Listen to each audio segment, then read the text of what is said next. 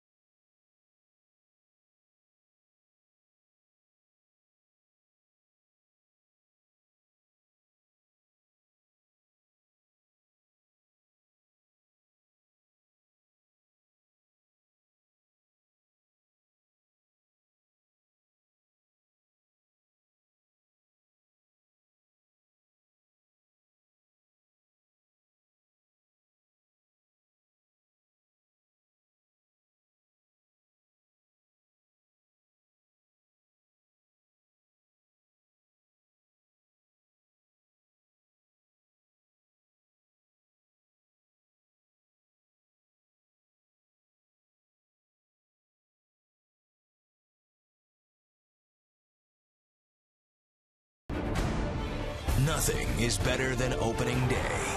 The start of something new. A new season. New faces. New hope. Fans clinging to the promise that this might be the season their team goes all the way.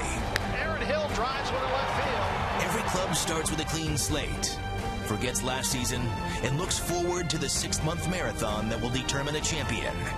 Tonight, the new and improved Arizona Diamondbacks launch their 16th season with one goal in mind: to win the World Series again.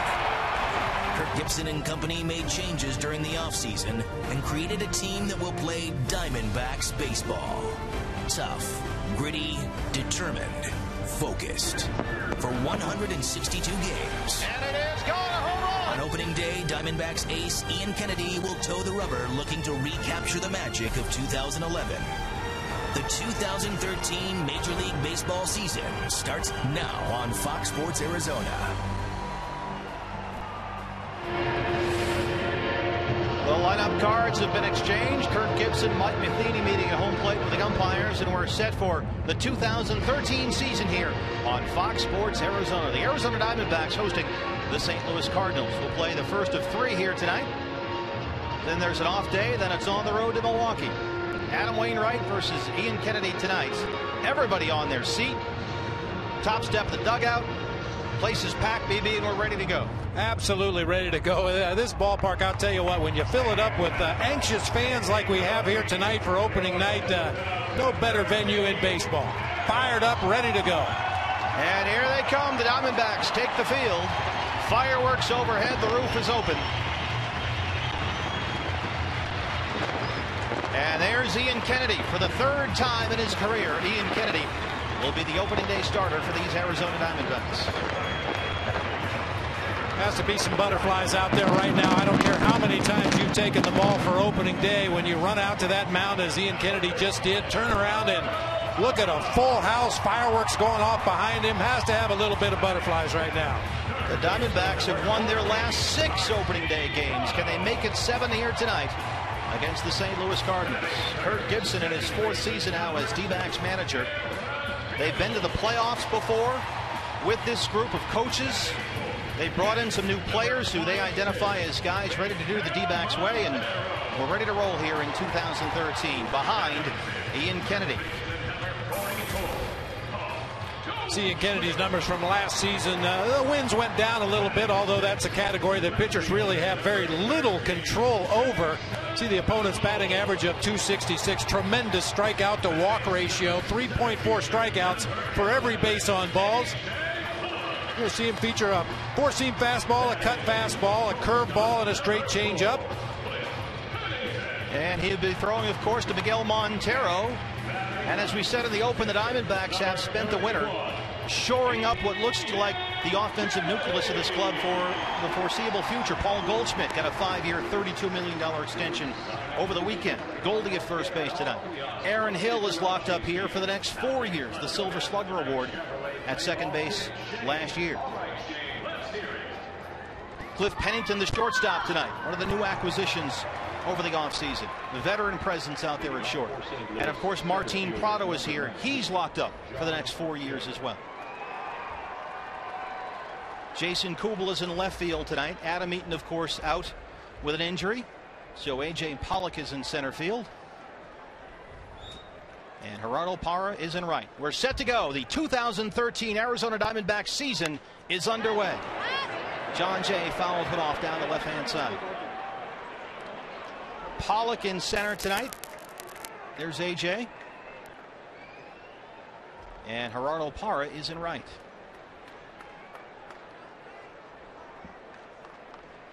Here's the 0-1 to John Jay. In there, 1-1. All the maneuvering by Kevin Towers in the offseason and the additions he made to this Diamondbacks roster. One of the goals was to get some depth. Have some guys at key positions in case of an injury, somebody that could step in and fill that void. And unfortunately, we're seeing the results of that here opening day with A.J. Pollock getting a start in center field, Cliff Pennington at shortstop. So you just hope these guys can go out there and do what they did in spring training, continue to play good ball, find ways to win games until you get everybody back healthy. And BB, when you use the word depth, it's important to point out that that means organizationally as well, not just on the 25-man big league roster here. You've got to go have guys at the other levels that you can call on when needed. And fortunately, thanks to Kevin Towers, the D-backs have that. Well, especially if they're guys that you project to be a big part of the team moving forward. You'd much rather have them playing at the AAA level than sitting on the bench in the big leagues. John Jay is making Ian Kennedy work here. Jay last season hit .303 as a leadoff man. That was the 4th best in the National League. He hit leadoff for St. Louis in 52 games. And now this year, with Rafael Furcal out for the season, there's a leadoff opening. And they think that Jay may be their everyday leadoff man. Ian Kennedy strikes him out, 1 down. There's your start to the 2013 season.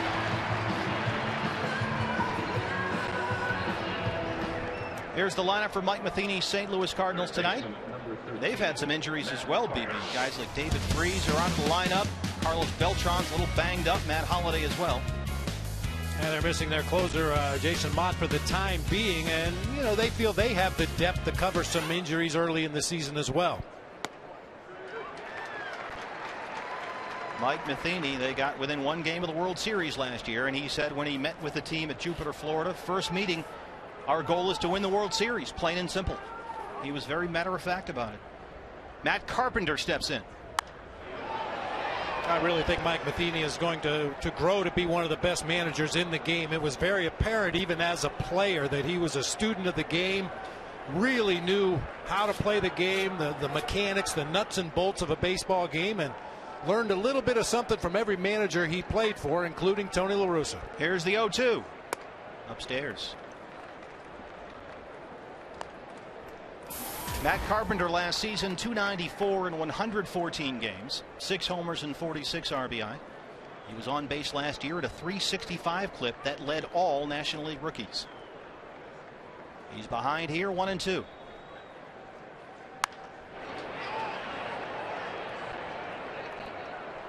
Last year was Matt Carpenter's first full season in the big leagues, and he proved to be an enormously valuable piece for Mike Matheny. Carpenter started 30 games at first, 22 games at third, 10 games in right, 3 in left, and 2 at second base. And he spent all spring working on second base. Sure enough, David Freese got hurt, so here he is on opening day playing third. Laces it to right. It hops up and down off that wall out there. Carpenter will stop at second with a stand-up double. Maybe that one sort of got caught in the fencing out there for Gerardo Parra. Well, you'd like to think there's a home field advantage and that the Diamondbacks outfielders will learn the angles and the bounces a little better than the visiting teams.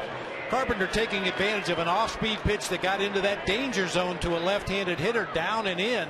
Just dropped the head of the bat on it, a low pitch, golfed it down into that right field corner for a standing double. And so now Ian Kennedy will deal with big Matt Holliday stepping in with a runner in scoring position. Holliday last season, .295, 27 homers, 102 RBI. 5th time in his career he drove in at least 100.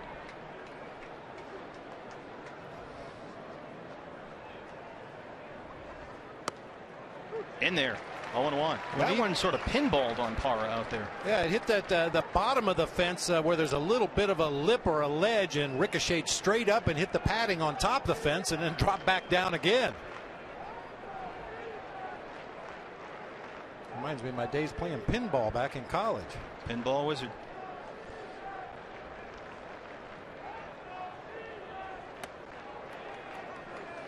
Here's another look, BB. This is just up and down. Yeah, that ball was hitting real hard. Hit that lip right there. Shot up in the air. The fans were a little surprised. Parra jumps on it quickly to hold Carpenter to a double.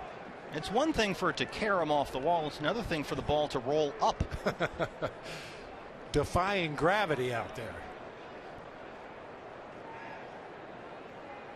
1-1 to Matt Holliday. That goes without saying. Matt Holliday is a tremendous hitter. The numbers that he's put up over the course of his career. At times he gets a little pull crazy. He really likes the ball from the middle of the plate in, something he can hit from left center around to the left field foul pole. When he's in one of those modes, you can get him out away, especially low and away. But when he is right at the plate, he'll take that low and away pitch and drive it into right center field. He's got a hitter's count here. 3-1. Last season, Matt Holliday played in 157 games. That's the most games he's played in a season since 2007. Alan Craig is on deck. He's a dark horse NL MVP candidate for a lot of people.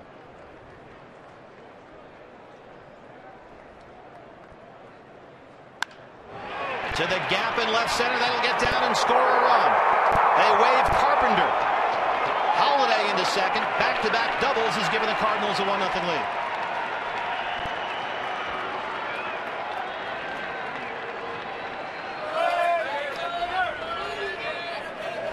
You just don't want to give good big league hitters too many opportunities in favorable hitters counts. Kennedy has to come over the middle of the plate with a high 80s cutter. Holliday all over it, splits the gap in left center field, chasing Carpenter home with the first run of the game, first run of the season for the Cardinals. So Holliday has the RBI double. He's on second base, 1 out, and here's Alan Craig. Alan Craig, 307, 119 games last year, 22 homers and 92 RBI. Watch the first pitch. He hit .512 last season on the first pitch. Swinging away. Last year on the first pitch, 21 for 41. That's pretty good. Of course, Ian Kennedy and Miguel Montero are well aware of that particular statistic. Even there with a little tailing fastball on the first pitch, got the swing, fouled the ball off. Now he's ahead in the count, maybe can expand the strike zone a little bit on an aggressive swinger. And this guy was an RBI machine last year for St. Louis. Shortstop, Pennington. He's going to go to third. They have Holiday hung up. Prado applies the tag. Craig reaches first, 2 down.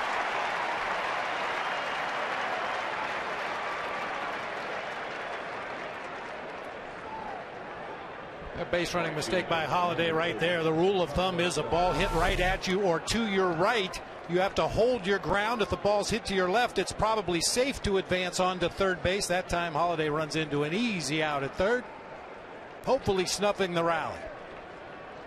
So 2 down now. The hitter is Carlos Beltran. Alan Craig on first.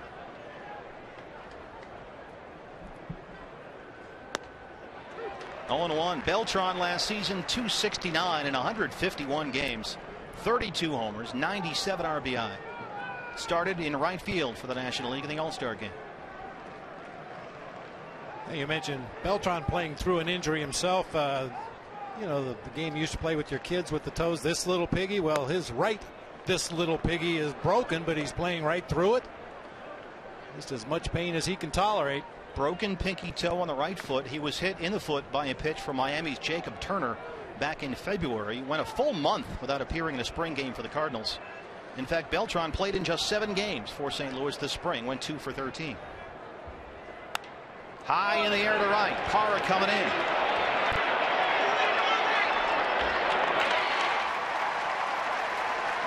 So the Cardinals get 2 hits. Back-to-back doubles. They get a run against Ian Kennedy. Will go bottom 1. D-backs trail St. Louis 1-0.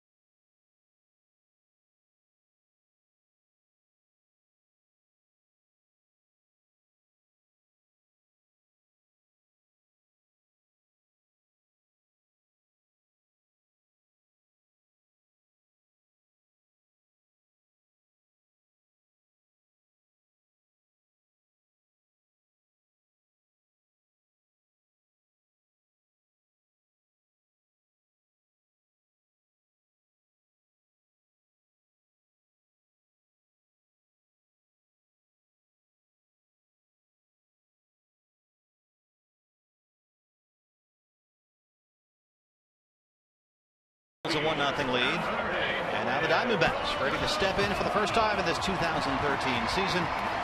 We'll see Gerardo Parra, Martin Prado, and Aaron Hill here in the bottom of the first against Adam Wainwright, baby. 14-13 last season with an ERA of 3.94. You'll see a couple of different fastballs from Adam Wainwright, a cutter and a 4-seamer. His best pitch by far is that curveball. You'll see him go to it a lot, especially with 2 strikes. He also throws a straight changeup and a very rare slider. Ball 1 to Gerardo Parra. Parra last year, 273. There's what Adam Wainwright has for you. We'll talk about his fastball over the course of the game. He gives you a number of different looks with the fastball, and it's something new that he's picked up this year. Parra drives it to left. Holiday can't play it. Gerardo Parra double the lead off the first.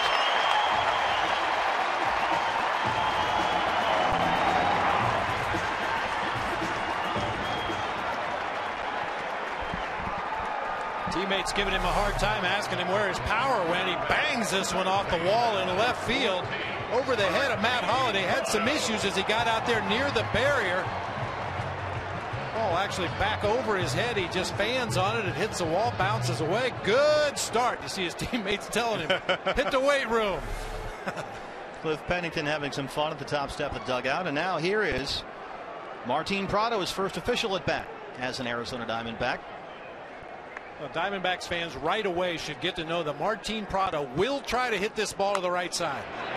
Straight up the middle. Pete Kozma makes the play. Parra to third. Martin Prado possesses a lot of great qualities, but one of the best is his unselfishness. He knows if he moves Parra up to third base, it really sets a table for Aaron Hill, Miguel Montero, and Paul Goldschmidt.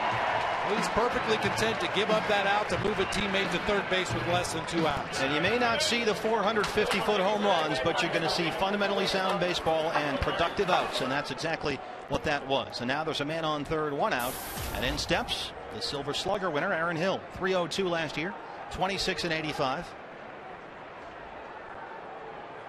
Infield creeping in on the grass. Hill chops it to first. Alan Craig is there. 2 down. So we've seen Parra, Prado, and Hill as Miguel Montero steps in. Let's give you Kirk Gibson's Arizona Diamondbacks batting order, BB. Pretty good balance up and down the lineup. You've got Parra and Miguel Montero, Jason Kubel from the left side of the plate, mixed in with the righties up there at the top of the order. Obviously, a key for the Diamondbacks is getting those guys at the top of the order on base for the guys in the middle. There's the Miguel Montero jersey in the stands here at Chase Field. Big sellout tonight. Gorgeous night. Panels open, roof open, and the tying run with 2 outs now 90 feet away.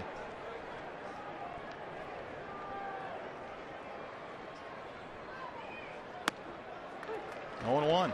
Miguel Montero last year, 286, 15 homers, 88 RBI. He slugged .438. 29 years old. This is his 8th season in the big leagues.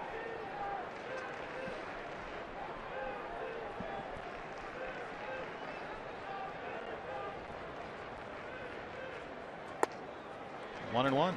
And one thing Miguel would like to do this season, and he really worked hard on it in spring training, try to cut down his swing a little bit with 2 strikes and make a little bit more contact. 130 punch outs last season. He'd like to cut that number in half. Yeah, Miguel Montero told me this spring, in the first half of last year, he really wasn't seeing the ball all that well. Still put up great offensive numbers. As he begins the first season of a 5-year, $60 million extension signed last May. He is now under contract through 2017. Well, we learned very quickly this spring, Steve, you know, there's a danger sometimes in giving guys a long-term contract if you're not sure that they're the kind of guys that can continue to go out and do the things necessary to improve and make the team better. And there's no question that's all Montero is about. Wainwright misses inside, 2-2. Yeah, this is as sound as an investment as he can make. Miguel Montero. In fact, on a team that went through a dramatic sort of redecoration in the offseason, Montero, you could argue, is the cornerstone. In fact, J.J. Put said if there's one guy that is like the heart of this team, it would definitely be Miggy. Check swing in the dirt. He's out. They strand the runner. The Diamondbacks get one hit. They leave one. We're through one here on opening day. D-backs trail the Cardinals 1-0.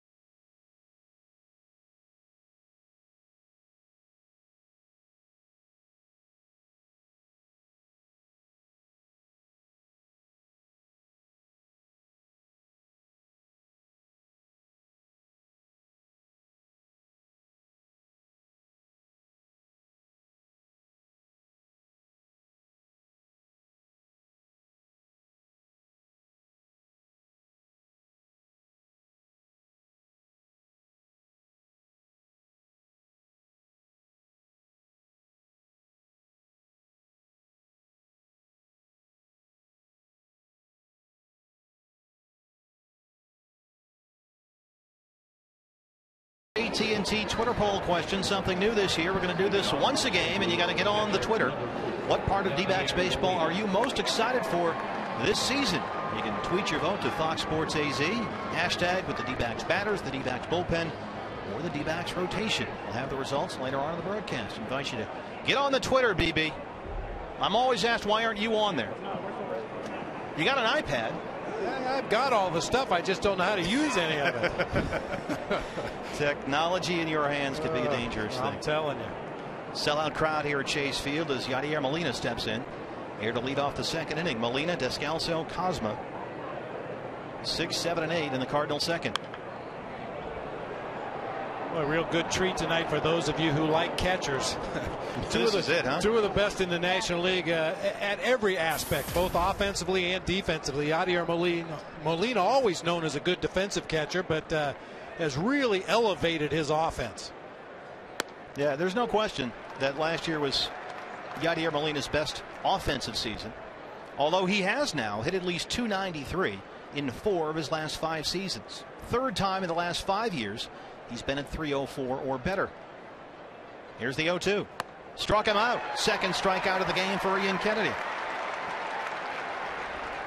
Our umpiring crew tonight, Jerry Davis is behind the plate. He was the World Series crew chief last year. He's worked, in fact, in 5 World Series. Dan Iasoni was on that crew as well. He's at first. Mark Carlson, the second base umpire tonight. And Brian Knight is at third. Jerry Davis behind the plate, known as a hitter's umpire. He can have, from time to time, a tight strike zone. Second baseman Daniel Descalso steps in. Chopper, second base, Aaron Hill. 2 down. Well, what you're seeing from the Cardinals here in the early going, Steve, obviously Ian Kennedy is a strike thrower. I mentioned earlier he rarely walks guys, and the Cardinals are aware of that. They want to jump on that first strike they see. That time Descalso, a little overly aggressive, chased a first pitch curveball down in the zone. Easy ground ball to second for the out. There you go, 19 of his first 25 in the zone. So effectively wild will not apply to Ian Kennedy at any point. Here's Pete Cosma, the shortstop. The shortstop almost by default this year, the injury to Rafael Furcal. Cosma began last season with AAA Memphis, played 131 games and hit only .232.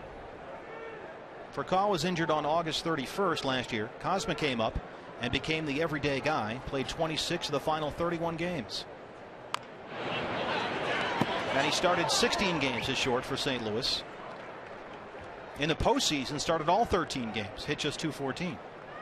So he's the man for now, and they'll sort of wait and see. And if they need to make a move at some point over the course of the year, they may go out and do that. But for now, Cosma has the chance to win the job. Here's the 0-2. Got him. 3 up, 3 down, 3 strikeouts on the night for Ian Kennedy. We'll go bottom 2 here at Chase. D-backs trail the Redbirds 1-0.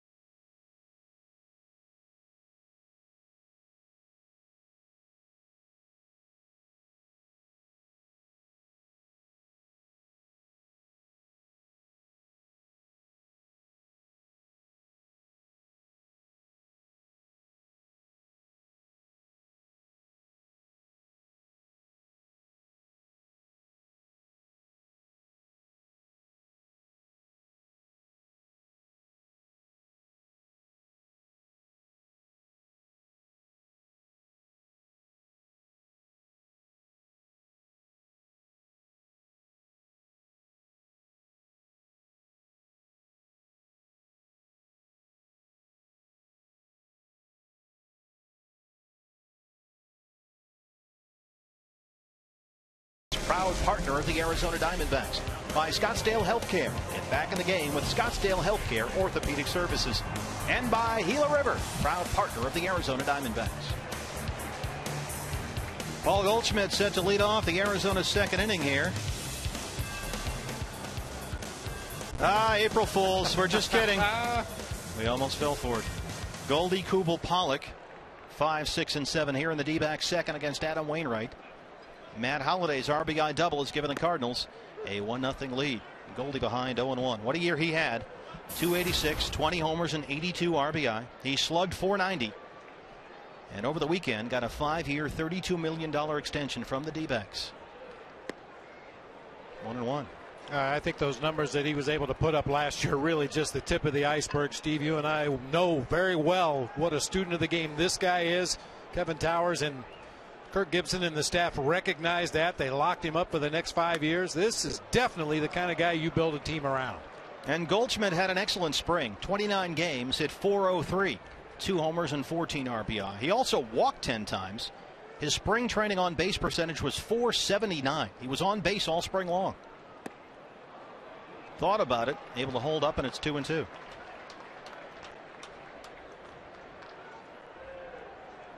The Diamondbacks, and for good reason, demonstrating a lot of faith in Paul Goldschmidt by giving him the largest contract by average annual value for a position player with more than 1 but less than 2 years of major league service. Foul down the right-hand side. Our Geico quote of the day right here, talking about Paul Goldschmidt, or rather Paul Goldschmidt talking about the contract. Everyone is here for the right reasons. We're all in it for the team. We're looking forward to getting started. We've got a very talented team top to bottom. And he's right. Depth is one of the things that is the strengths of this D-backs team this year. Here's the 2-2. Struck him out. Back-to-back strikeouts now for Adam Wainwright.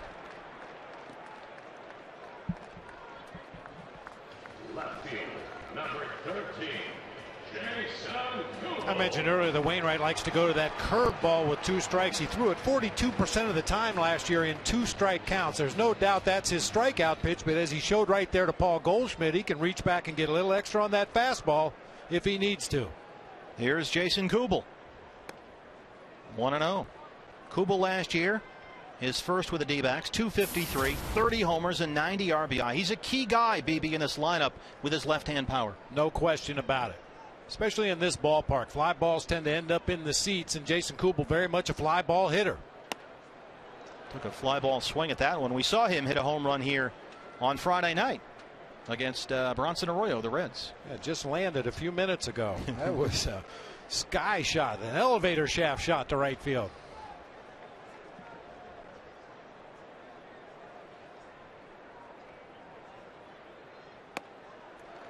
Jason, all spring long, it seemed, battled knee and ankle injuries. He had significant knee surgery back in 2004 with Minnesota. And the funny thing is, because of the nerve issues that created, when he bangs his knee, he generally feels it in the ankle. And he had a little bit of that this spring. 19 games, 7 for 45. Hey, don't forget, every time a Diamondbacks player hits a home run this year, Fulton Homes will donate $150 to the Central Arizona Mountain Rescue Association. That's $150 for every home run from our friends at Fulton Homes.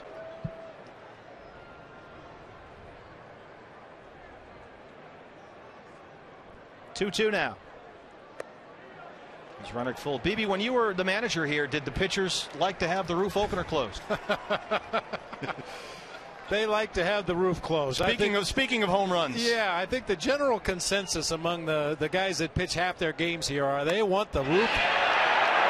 The roof is open. Jason Kubel gives it a ride. There's Beltran at the track, 2 down.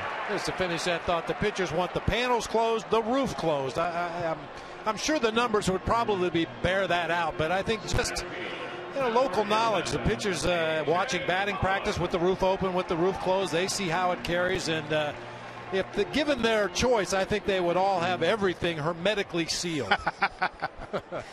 Well, the Diamondbacks, you know, they want to fine-tune the pitching staff to the ballpark, and that's why you'll see so many ground ball pitchers on this staff as A.J. Pollock steps in. They went and got Trevor Cahill last year. They brought in Brandon McCarthy this year. They have Brad Ziegler in the bullpen. These are guys that keep the ball on the ground. Strike, says Jerry Davis. It's 1-1. Yeah, we actually had one starting pitcher back in the day. I won't mention any names, but gave up what he considered to be a cheap home run early in the ball game with the roof and panels open. Came in and asked me why they were open. Can we close them? And we had to come up with a creative story for the crew chief. What'd you say? Well, we said there's a storm blowing in. It's about a half an hour away, and if we don't close them right now, we won't be able to close them because the winds will be too high. And they bought it and closed the roof. Strike, 2-2. It's just a shame because for the fans and for us up here in the press box level, this is beautiful. This is the way you really love to play baseball. This is a gorgeous ballpark. When the roof and the panels are open, it's wonderful. That's right there where they closed the roof, actually. That guy has his finger on the switch. Chopper. Third base side. Carpenter. Pollock with good speed beats it out. Safe, says Dan Iasonia. That's one of the things, BB, that A.J. Pollock brings. He does a lot of things well. It doesn't have big time pop in his bat. He'll hit the occasional homer, but he'll get a lot of hits just like this. Got fooled by the pitch, was kind of leaning out of the batter's box as he made contact and really motoring down that first baseline. D-backs may have gotten the benefit of the bang bang play at first. We'll take that 2-out base hit. So a 2-out base runner for Cliff Pennington here, the new shortstop. His first D-backs at bat after coming over in the offseason from the Oakland A's. Strike. Cliff acquired by the Diamondbacks last October 20th. He was part of that 3-team trade involving the Athletics and the Marlins. Pennington and Heath Bell coming to Arizona. Cliff last year 215 and 6 homers and 28 RBI.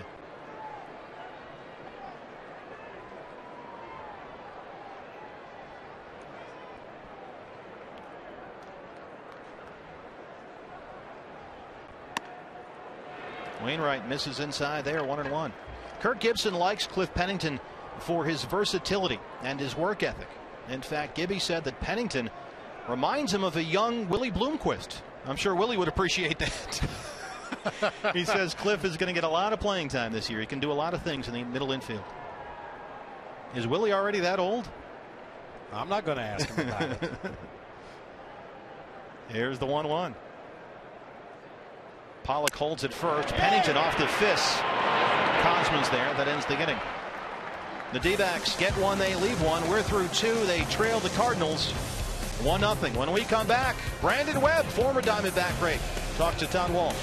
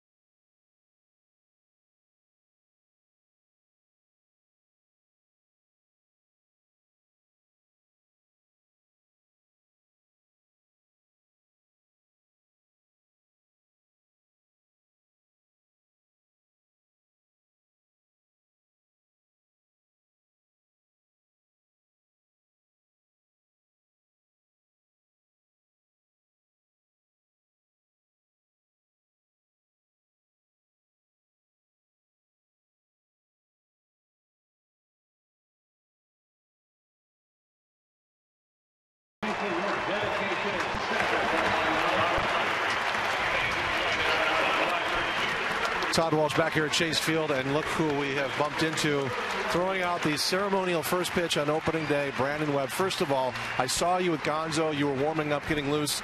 You said you weren't going to throw the splitter, did you? Yeah, it didn't help. It looked like it. Yeah, I'm going to say yeah, threw a splitter, just trying to be a little nasty, but it was not a good effort. But overall, great experience though. Well, it was great to see you out there. I talked to Derek Hall. He said he called you literally the minute he found out you were hanging it up and walking away from the game to do this. So what was that experience like? It was very cool. Yeah, it was literally that day, and he called me and left a message telling me to call him, and he was like, "Hey, we want to get you out here and do this opening day." I was like, "I'm in. I'm totally in." This organization was awesome to me, and I want to, somehow get back in, and I'm not sure at what capacity or when, but, I just love being around the game. Before I send it back to you guys, Brandon, 2009 was the last time we saw you on that mound. Was there any closure for you today for this whole ride? I know it's been, last time I saw you was at the reunion. You thought about, all right, I'm going to give it a go. But today, is there finally closure in your head as you went out to that mound? Oh, no, it opened it up again because I'm watching highlights, and I was like, ooh, I want to. It got me pumped up. I'm like, man, I wish I was out there right now. But yeah, I mean, I think that's just how it's always going to be. I was talking to Candy and Gonzo. I was like, we've been doing this for 20, 25 years of our life or more, and to just stop doing it and stop that competitive, drive that we have. It's tough to get away from it. So. See it on your face. We miss you. You're a class act. I hope to see you around more. You've earned that right. Okay, Brandon? Thank you. All right. Thanks, Todd. Steve, Bob, they don't make them like Brandon Webb. There's a ground out to lead off the inning. There's one out. Take it away. So great, Todd and Brandon. So great, BB, to see Brandon Webb here and say that he wants to be part of the fabric of this organization because it's still such a young team and a young organization in a young baseball city. And over the course of several years, you sort of weave a fabric of who you are, and Brandon Webb is certainly a big part of that. Oh, yeah, he's a great guy to bring back into the fold. Such a great competitor out there on the mound, throwing that sanker. Just a great competitor and a high respect for the game, a great respect for this organization. Great to see him back. John Jay flares one to left center, and it drops in. Jay takes a big turn. He'll hold there. That's the third hit of the game for St. Louis. Ian Kennedy had retired 5 in a row.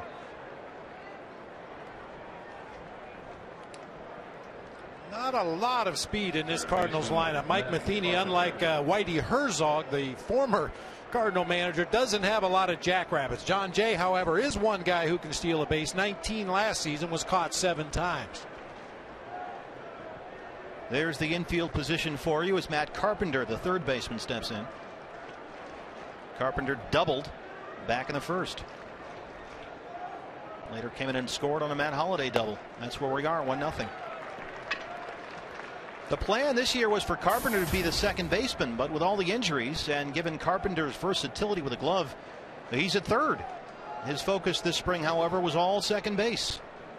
But then suddenly David Freese got hurt, and after working at second all spring long, Carpenter opens up here at third base.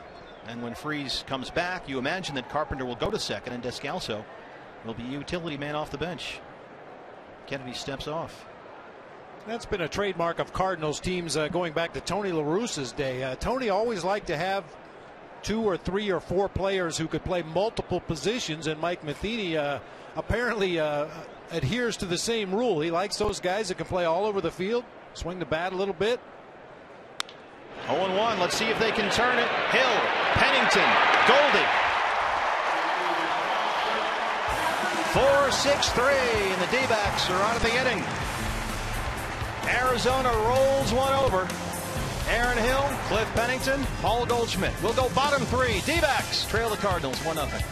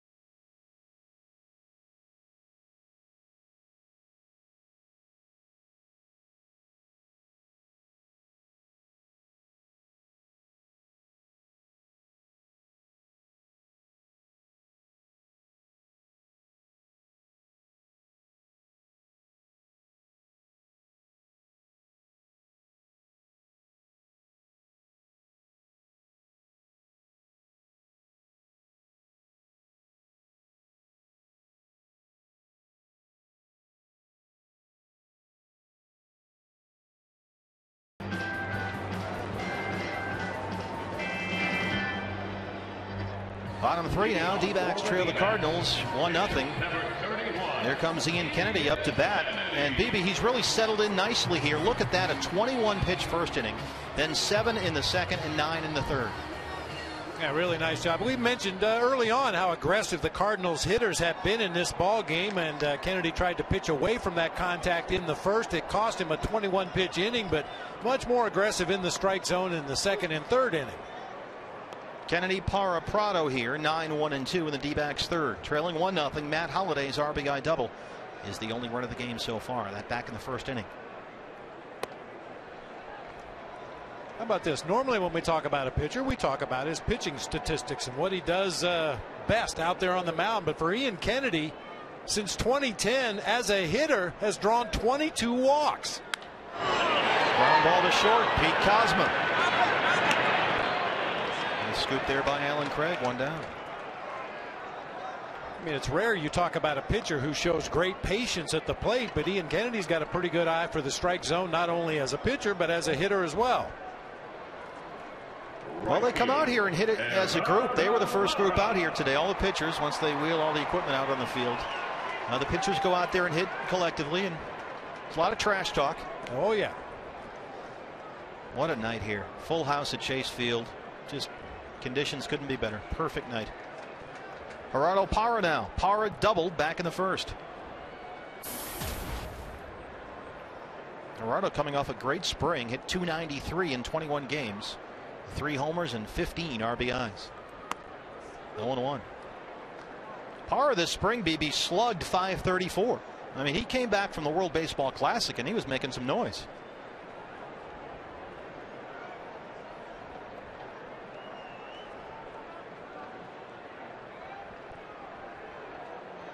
Well, he showed some of that power in his first at bat in this ball game, banging one off the wall in left field.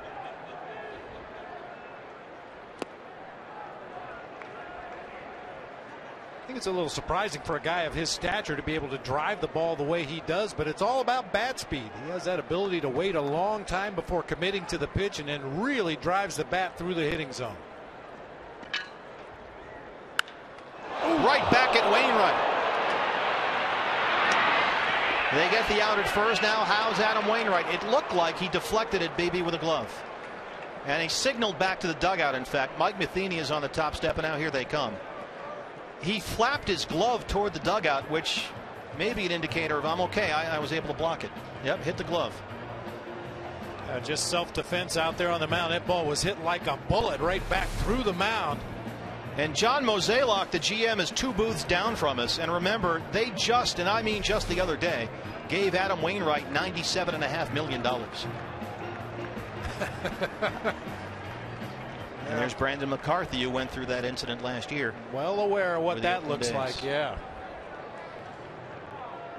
Wainwright's making $12 million this season in the final year of his current contract, and then he'll make $19.5 million a year every year from 2014 to 2018.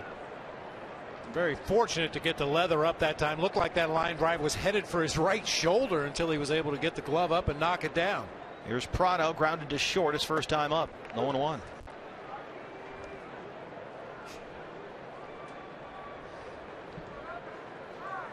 Martin Prado, 29 years old. He'll turn 30 in October.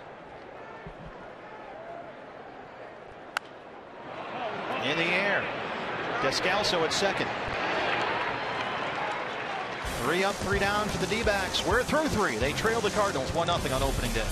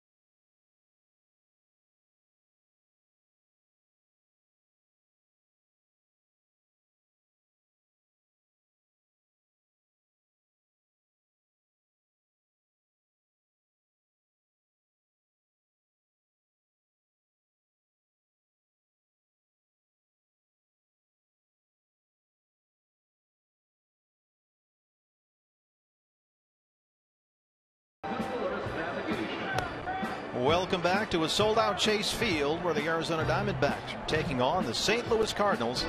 And the Cardinals lead right now 1-0 here in the top of the fourth. Matt Holliday, Alan Craig, and Carlos Beltran 3, 4, and 5 here in the St. Louis fourth inning against Ian Kennedy. A couple of bumps here and there, BB, but otherwise throwing strikes, exactly what you expect from Ian Kennedy. First pitch strike to all 11 hitters he's faced so far in this game. Nearly half of those he's run the count to 0-2. Here's Holliday, who had the RBI double back in the first. 0-1. Holliday had a slow start last season. He hit .215 through the first 22 games. But then, boy, did he get hot. He hit .340 in May, .363 in June, and .363 again in July. Heating up with the St. Louis summer. Finished at .295. He begins this season as a .313 career hitter. And he is dangerous. He can hit a ball as hard as any man in the game. Here's the 1-1. 1-2, says Jerry Davis. A nice job of receiving right there by Miguel Montero. He kind of got outside of that pitch so that when he was receiving it, his glove was working back toward the outside corner, and they get the call from home plate umpire Jerry Davis. Holliday in 18 games this spring hit .318 with 2 homers. Check swing, it's in the dirt. Did he go? No, says Dan Iasoni. Ask another one. Keep asking them all. I think you're only allowed to ask one. That's too bad. Sure looked like Holliday had that bat out in front of home plate. Very, very close. See, I used to talk about this with other former managers, and they said every time they would go out to argue a check swing, they would ask, what did you look for? And they would always get a different answer from the umpire. There is nothing in the rule book about a check swing. Shortstop, Pennington.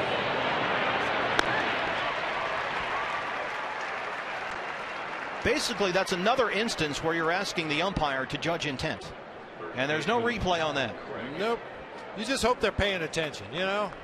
Well, Dan Iasonia made the call of the World Series last year on that relay play at a home plate to get Prince Fielder out. The relay from the Giants' Marco Scutaro. And really well documented in a superb offseason show put together by MLB Productions. Here's Alan Craig.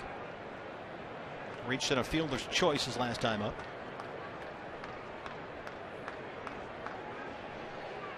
Talked about, BB, how the Diamondbacks have identified the guys they want to build around, and then they've locked those guys up long term. The Cardinals did that with Alan Craig. In March, got a 5-year, $31 million extension. It'll keep him in St. Louis through at least 2017. And a lot of people like this guy as an NL MVP candidate because he drives in runs. Alan Craig last year, 92 RBIs in 119 games. And John Mozeliak said, this is a guy we need to keep around. Hey, you get the feeling that Alan Craig and Paul Goldschmidt, Anthony Rizzo in Chicago, these young gun first basemen are going to really challenge. I mean, right now, Joey Votto is the heir apparent to the all-star first base position for a long time. But Paul Goldschmidt, Alan Craig, I mentioned Anthony Rizzo with the Cubs, some real young up-and-comers at that position. Yeah, Rizzo hit a big home run today for the Cubs. I mean, for a long time when you had Albert Pujols and Prince Fielder in the National League, you can go ahead and make plans to go fishing over the All-Star break if you're a first baseman. And now Paul Goldschmidt is locked up, 5 years, $32 million, with an option for 1 more year tacked onto that. Here's the 2-2. Struck him out. 4th strikeout of the game for Ian Kennedy.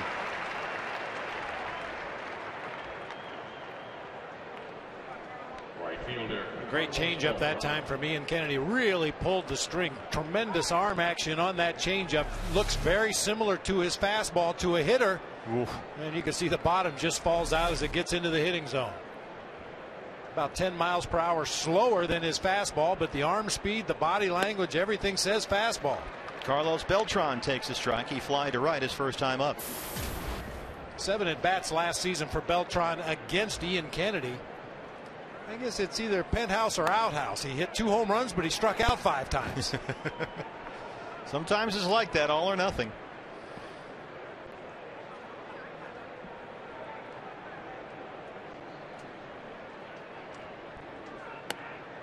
2-1 now. Beltran's season ended last year for the 3rd time in his career with a loss in an NLCS Game 7. It happened to him with Houston, with the Mets, and last year with the Cardinals. He just finished his 17th big league camp. And this guy will go down in history as one of the great postseason players offensively ever to play the game. He seems to do his best work when the lights are shining the brightest. He's been to the postseason with Houston, with the Mets, and with St. Louis. A .363 hitter with 14 homers, 25 driven in. Swing and a miss. Miguel Montero applies the tag. 3 up, 3 down. Now 5 strikeouts for Ian Kennedy. We'll go bottom 5. CenturyLink has for you what's next. It's the 3, 4, 5 hitters. Hill.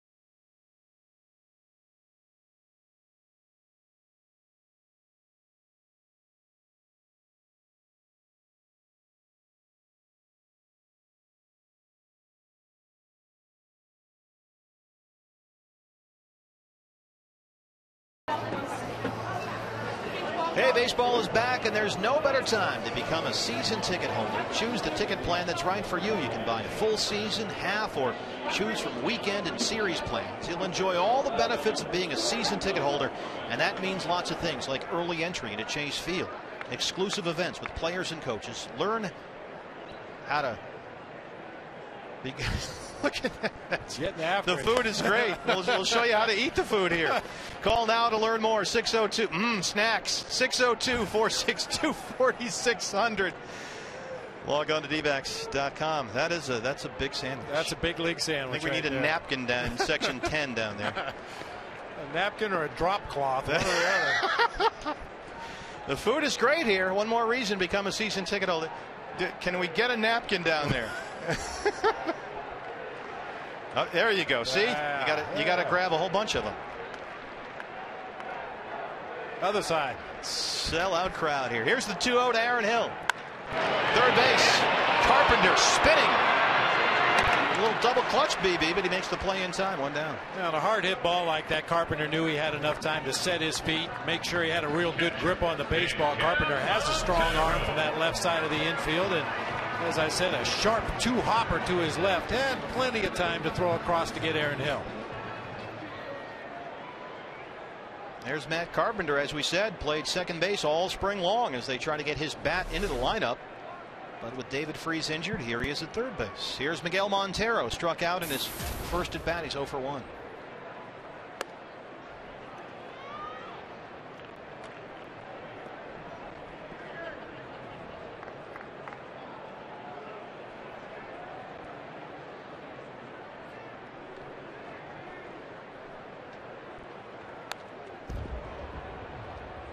I mentioned earlier, Bert, two of the best catchers in the National League. I love to watch good catchers go about their craft. If you'll watch Yadier Molina, after he gives the sign, before he sets up to receive the pitch, he takes a quick peek to make sure the hitter isn't looking back to see where the catcher sets up.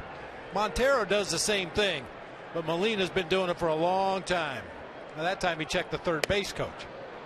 2-1 now. And if they catch you peeking, that's not good. Yeah, it's not good. He did not go, said Brian Knight at third. If they catch you, they'll stand up and yell at you. That is a big no-no, right? Or set up on the outside corner and have the pitcher throw one up and in. Yeah. How's the view with this one? Duck. Here's the 2-1. Look out. Look out. Nobody hit. The bat it hit off a railing down there, fortunately, and everybody appears to be okay. And that gentleman made a terrific catch. There you are, sir. Hey, want to let you know, anytime the D-backs score 6 runs or more, Taco Bell is giving away 3 free tacos with the purchase of a large drink between 4 and 6 the following day at participating locations. I've heard that you are a taco maniac. Hey, and free is my favorite word.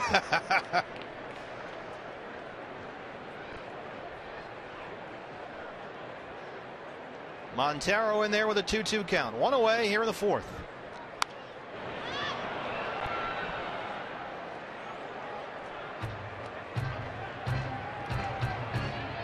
Now remember the guy we showed you, BB, when we started the inning, who was enjoying that really big sandwich. His phone's blown up. The Stelly. He had a George Costanza moment there. Yeah, just keep going. There you go. That's terrific. Don't stop now. Now, if he hits the Cold Stone Creamery for 7th, 8th inning ice cream, you might as well go full circle here. We will monitor that situation as we get deeper into the ball game.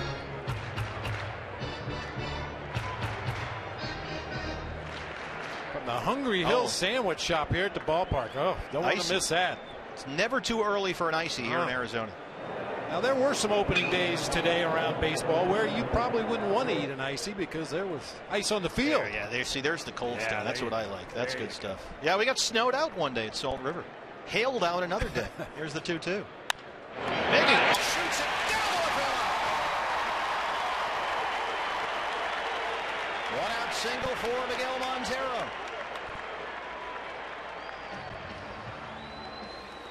That's the shift beater there from Miguel Montero. The Cardinals were shading him to pull the ball. Got a pitch on the outside part of the plate. Stayed right on it. Just slaps it past Carpenter down that left field line. That's a nice piece of hitting right there by Miguel Montero. Take what they give you.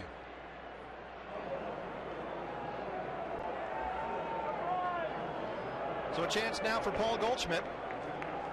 Struck out in his first at bat back in the 2nd.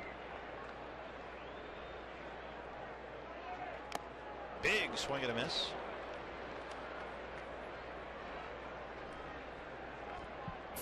Diamondbacks owner Ken Kendrick said this spring that the new flow of cash from baseball's new TV deals could result in an additional $25 million in annual revenue. There's Mr. Kendrick for every team.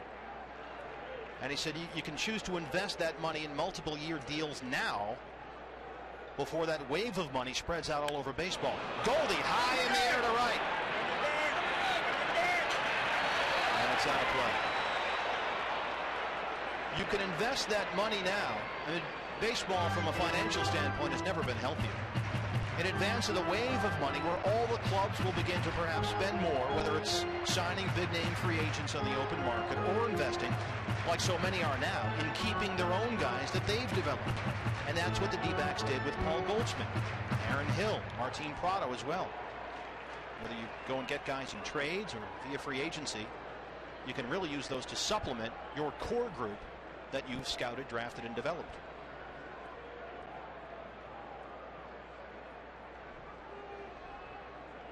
Oh-2 from Adam Wainwright.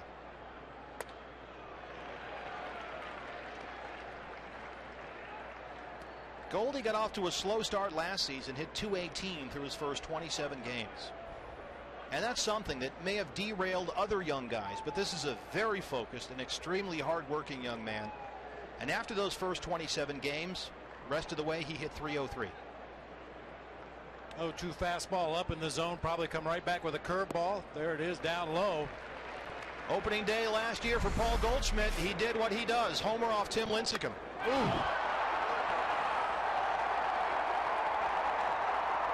Halfway up in left field, Paul Goldschmidt.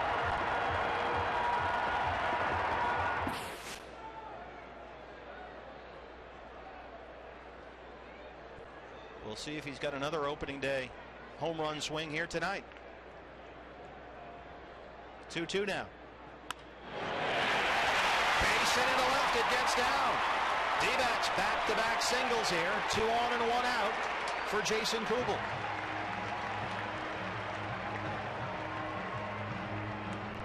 Now batting, left field, Jason Kubel. Stayed on that curveball just long enough to hit it off the end of the bat. Little soft line drive over the head of Pete Kozma into left center field. Unfortunately not hit hard enough to get into the gap. But the Diamondbacks have him at first and second with 1 out. Well, the D-backs left a man on in the first. They left a man on in the second. They have 2 on with 1 out here in the fourth. Kubel fly to right his first time up.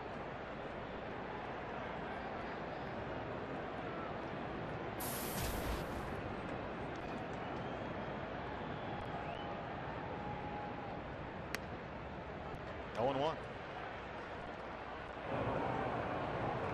And then, of course, you can cool off. And the Diamondbacks, in a recent poll that was put out by CNN Money, said they still have the most fan-friendly beer in baseball. The cheapest beer you can get in the major leagues is right here at Chase Field.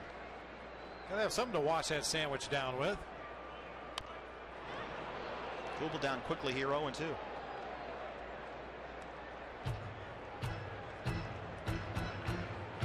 Jason said about his second half slump last season, if I knew what it was, I would have fixed it. And he said, you know, I just kept trying everything, and it just didn't work out. And he struggled this spring as well with the knee and the ankle.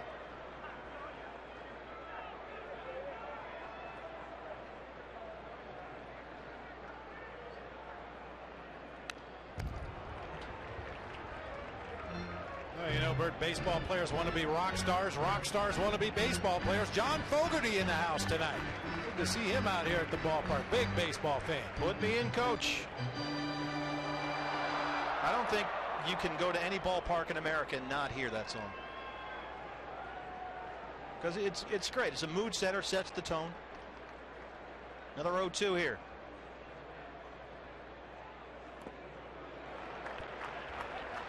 Montero on second, Goldschmidt on first. Back-to-back singles in the fourth. Jason Kubel, there it is. 293, 15 homers, 60 RBIs. But look at the second half. The average went from 293 to 201. And the RBIs went from 60 to 30. And he just said there's really no reason for it. Couldn't figure out what happened. Many people thought, well, maybe he was used to DHing in the American League and he can't do that here, and he simply wore down. But he says that's not the case.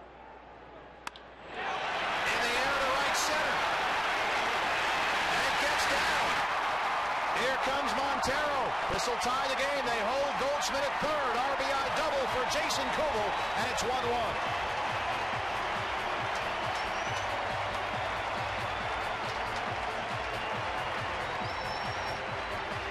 Three straight hits now for the Diamondbacks. Pitch up and out over the plate. Kubel's able to get out and around that ball. That was in the air for a long time, but because of the way the Cardinals were aligned defensively, neither Beltran in right nor John Jay in center could get there in time, and Miguel Montero ties this one up, scoring from second base. Paul Goldschmidt motoring around to third. Kubel into second base. So now it's second and third, 1 out for A.J. Pollock. Pollock singled in his first at bat. 1-1 here in the fourth. There it is. Swing and a miss.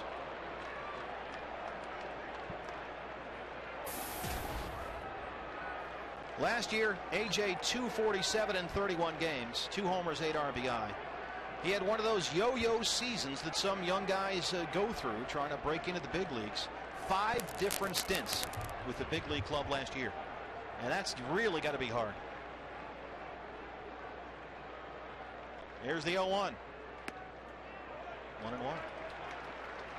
Well, the good news is with his frequent flyer miles, he went to Hawaii in the offseason. Are you making that up? Yes. All right. Yeah. Back and forth from Reno. 31 games with the big club last year, over 5 different trips up to the D-backs. Wainwright in a jam here. Second and third, one out. Pollock drives it to center. And it drops down. Jay can't get it. This will score 2 runs. AJ headed to second, and he is safe. 3-1 Diamondbacks.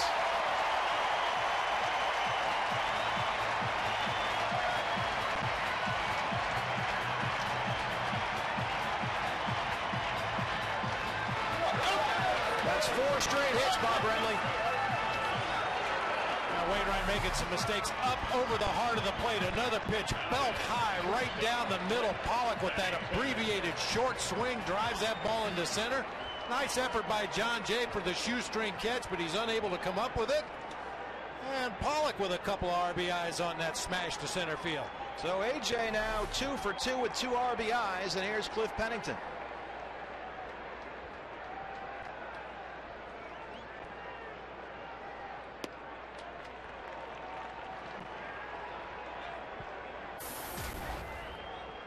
Cliff popped out to shortstop his first time up to end the second.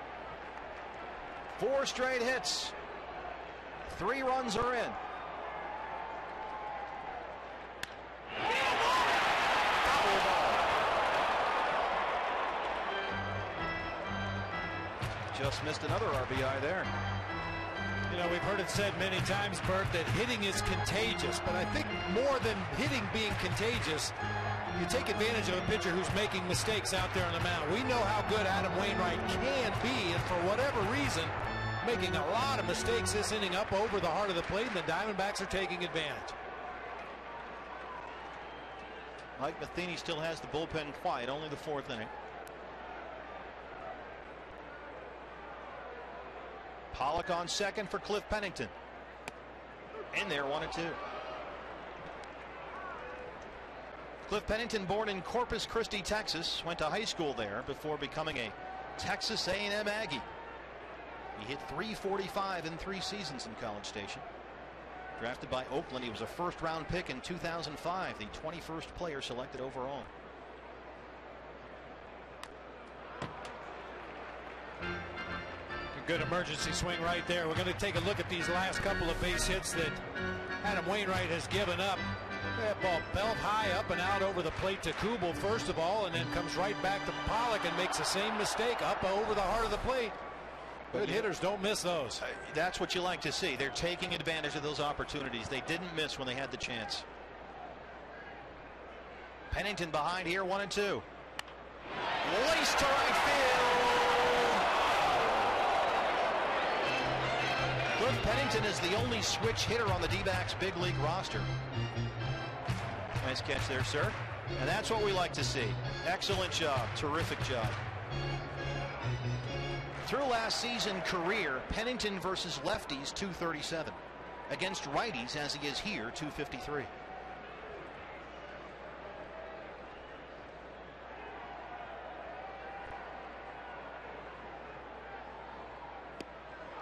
Struck him out. 3rd strikeout of the game for Adam Wainwright, and that brings up Ian Kennedy. Obviously, this has been a very productive inning with 3 runs already crossing the plate.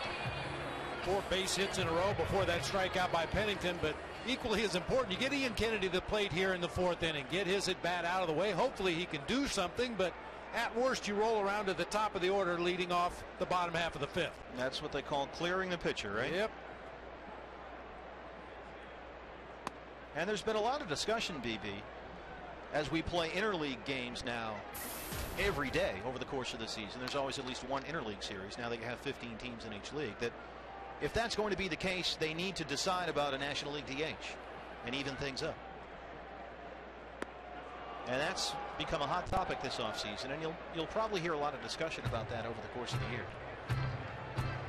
It's one thing to do it a week here, a week there, but if you're going to do it every day over 162, maybe it needs to be the same. was always of a mind in interleague play that when you play in an American League park, you should play National League rules, and when you play in a National League park, play American League rules to give the fans something they're not used to seeing.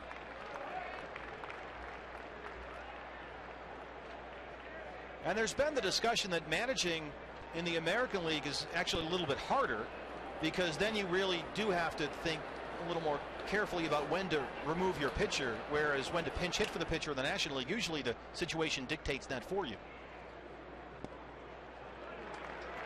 Wainwright laying off some pitches on the outside. He's worked it back even.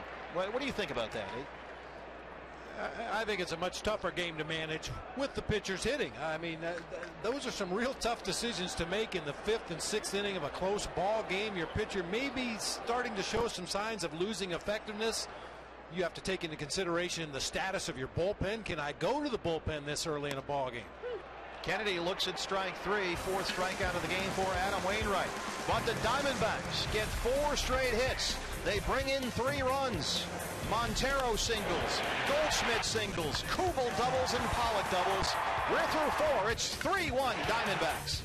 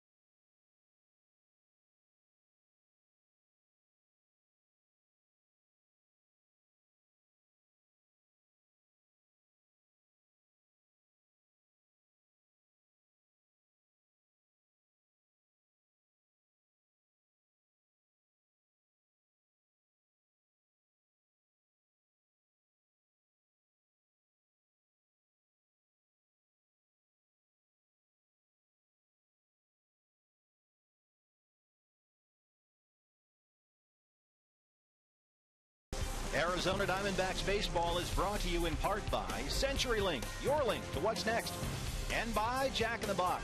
Come to Jack in the Box today and try the new Hot Mess Burger. It's loaded with spicy jalapenos, onion rings, and gooey pepper jack cheese.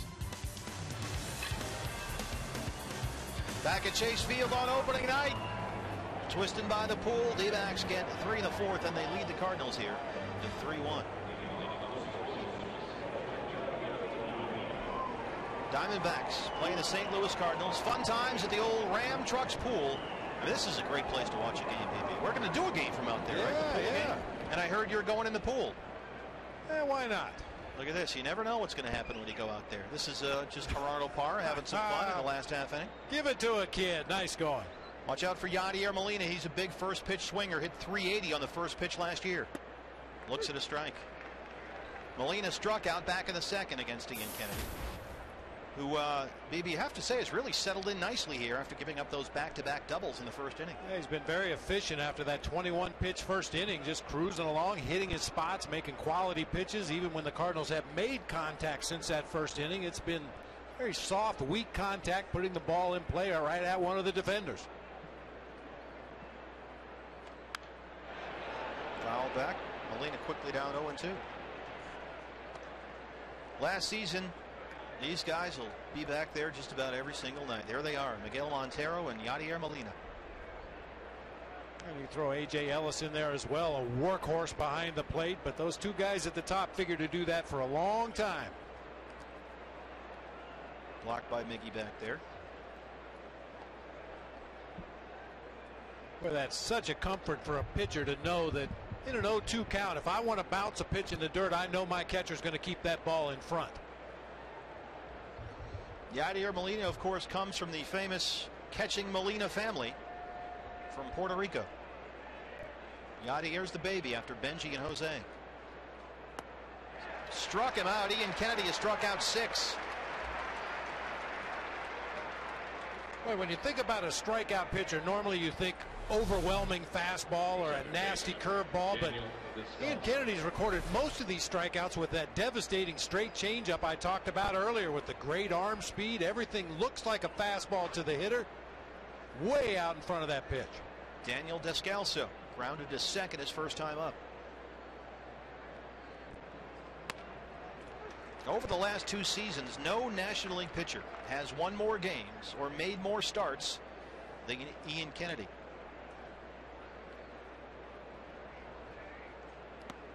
(21-4) with a 2.88 ERA in 2011. Finished 4th in the Cy Young voting. Went 10-0 versus the NL West that season. Last year, 15-12. You saw that graphic a moment ago. 15 out of 16 first pitch strikes. That's important for any pitcher, but especially a guy like Ian Kennedy who wants to expand that strike zone. Saw him go up the ladder there on the 0-2 pitch, trying to get a chase on a high fastball. Expands that zone with that changeup down low in the zone, bouncing it in the dirt or off the outside corner from time to time. Got him. 3 strikeouts in a row for Ian Kennedy. Now 7 in the game. That's just old-fashioned hardball that time. Just reared back and threw a fastball right by Daniel Descalso. That's 4 strikeouts in a row right now. Craig, Beltran, Molina, and Descalso.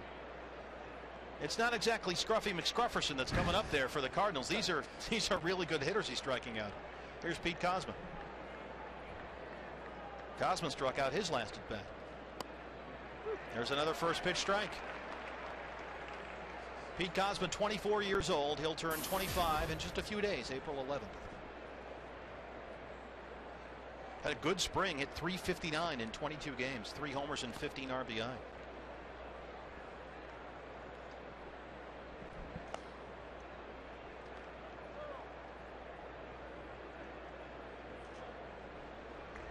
Pete Kozma from Owasso, Oklahoma.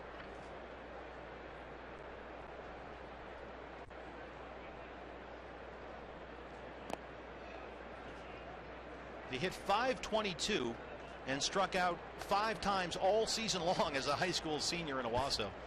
And in the playoffs that year, Kozma had a 3-homer game. Then they got to the championship game. He hit a home run for the only run. They won 1-0. First round pick by the Cardinals back in 07. There's a strike. Yeah, really tough to figure. I mean, you gave some of his minor league numbers last season. Over the course of his minor league career, a .236 hitter. Yeah, you know, he hasn't exactly been in the HOV lane flying through their system. 6 years in the minors, more than 2,700 plate appearances. Hit .236, and you heard the term first round bust with Pete Kozma. He barely got on base at a 300 clip. His first full season in AA, hit .216. First full season in AAA, hit .214. And labels get thrown around pretty quickly in baseball. In fact, Cardinals GM John Mozeliak admitted, you know, there were a few times in recent seasons where they thought about removing Pete Kozma from the 40-man roster. But he was their postseason shortstop last year. And this will essentially be his age 25 season. And with Rafael Furcal injured, out all year, Tommy John surgery. Now this is the guy. They had Ronnie Cedeno in camp this spring and let him go. Here's the 3-2. Missed. Whoa. We told you Jerry Davis is a hitter's umpire. He can have a tight strike zone. He's a terrific umpire. 5 World Series. He was the crew chief last year. But here it is. Both of the last 2 pitches in nearly identical spots. A little tailing action on that fastball. Just didn't quite get back to the corner. But what a great location for Ian Kennedy. If you're going to miss in your favor. First walk of the game for Ian Kennedy. And here's Adam Wainwright up there with 2 outs. So the Cardinals able to at least clear the pitcher spot here in the inning. Pennington at short. They'll go the short way. And there's the force. CenturyLink, what's up next? This guy, the Silver Slugger Award winner, Aaron Hill. Diamondbacks lead the Cardinals 3-1 on opening day.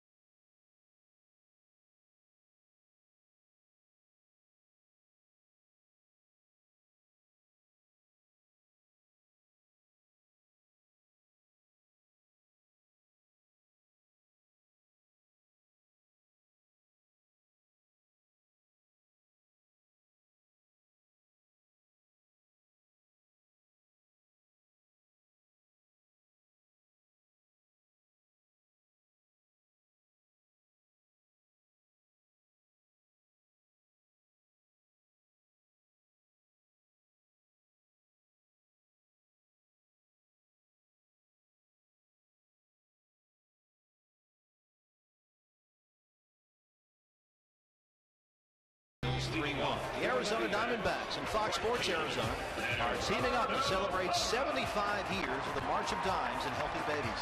Please join us in helping this cause by donating at dbacks.com/healthybabies. Parra, Prado, Hill, 1, 2, and 3 here in the D-backs fifth. They lead the Cardinals 3-1.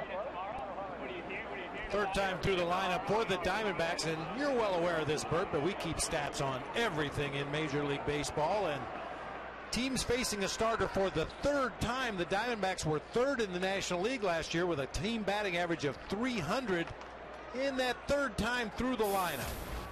Not far behind in the fourth place, the St. Louis Cardinals at 295, but I think that's a testament to Don Baylor and the rest of the coaching staff. They watch that starting pitcher. They remind hitters what he did to him the first time up, what he did to him the second time up, and they're a little better prepared that third time around.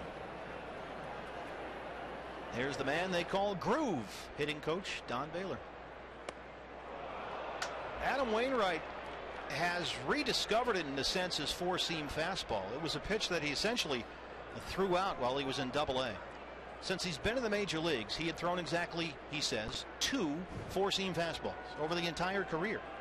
But when he came back from Tommy John, he began playing around with a four-seamer again. And then, of course, can give you a little bit more hump, a little more velocity. And the question is, though, can you put it where you want it? Well, Wainwright, over the course of last year, discovered that post-Tommy John, his four-seamer was actually a bit more reliable than his cut fastball. Now, exactly how reliable this year we may see, as evidenced by his consistency in sequencing. Does he need to start throwing more curveballs if he's not feeling great about his fastball? Well, the reality is there's so many good low ball hitters in the game nowadays, both right-handed hitters and left-handed hitters, that four-seam fastball that you can elevate up near the top of the strike zone or occasionally even out of the strike zone up, much easier to keep that ball up there if it's a four-seamer. You try to throw a two-seamer up there, it may sink right down into the middle of the hitting zone. He can go four-seam, two-seam, cutter. If the fastball command is not as reliable as he'd like, he'll go to the curveball. So the curveball frequency early will give you an idea as to how he's feeling about the fastball. So the fastball location for Wainwright really ends up dictating his pitch sequencing.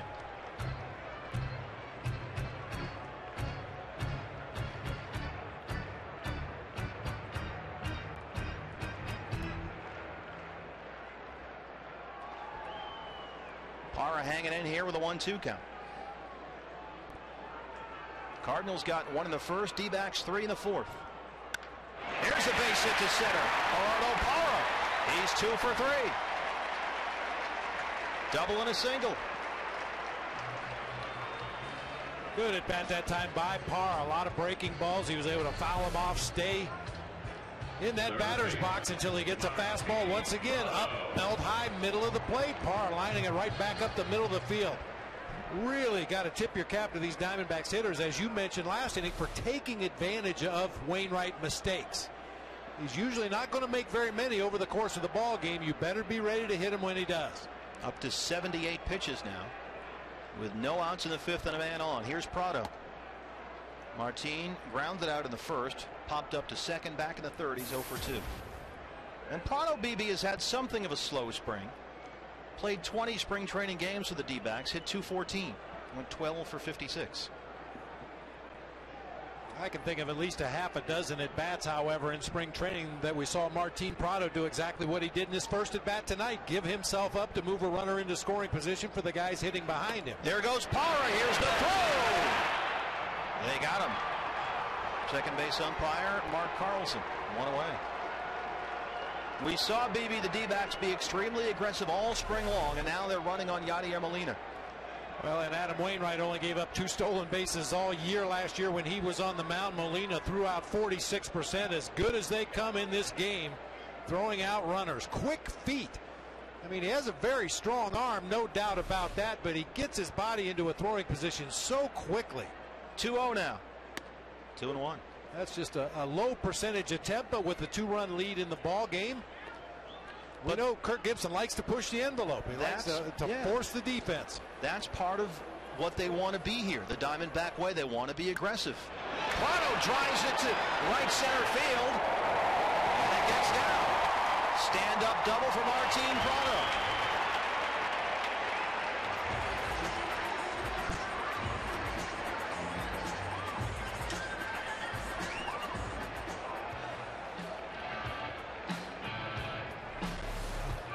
The entire field is Martin Prado's oyster. That ball was up and in, pulls his hands in close to his body, gets the barrel on it, and drives it out to right center field.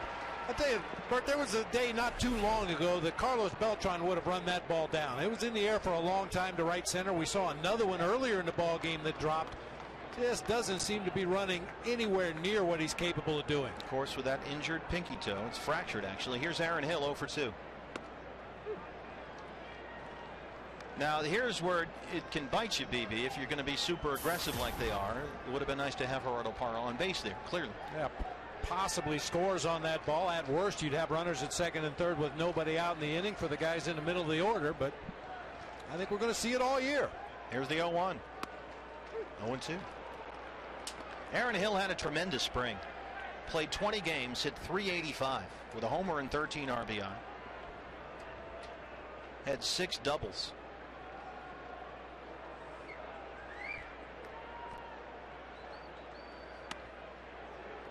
Wainwright just missed inside.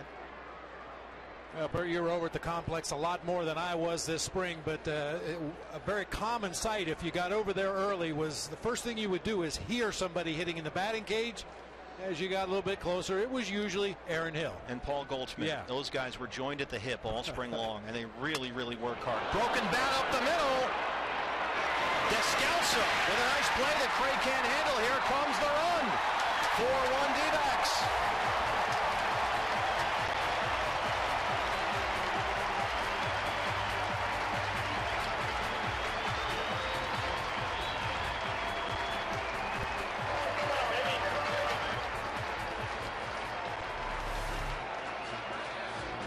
Broken bat roller right over the mound. Very tough play, throwing back against his body for Daniel Descalso. Alan Craig not able to make the pick. They're going to rule that an error on Descalso on the throw. Heads up base running by Martin Prado. He rounded the bag aggressively at third base when he saw the ball get away at first. He's able to come in on his belly, score the 4th run of the game. They rule it a hit and an error on the throw as Montero shoots it down the first base line. Craig, and they turn the 3-6-3 on Miguel Montero, but the Diamondbacks get another run in. We're through 5 on a sold-out opening night. D-backs fans in for a treat. They're up 4-1.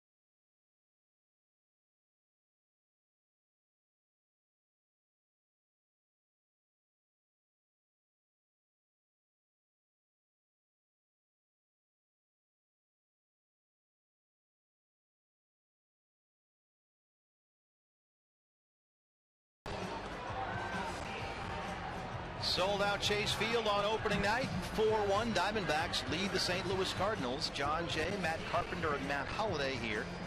1, 2, and 3 in the St. Louis sixth against Ian Kennedy, who has totaled so far 7 strikeouts against only 1 walk.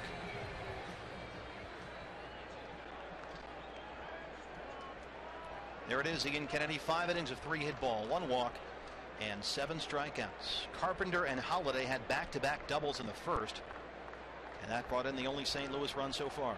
And ever since then, Ian has essentially been lights out. He's given up only 1 base hit and 1 walk since. Here's John Jay's 1 for 2. Aaron Hill. 1 down. Well, you certainly know Ian Kennedy is not thinking this way, but if he can get through this 6th inning, we've talked a lot about that revamped Diamondbacks bullpen, their ability to shorten the game.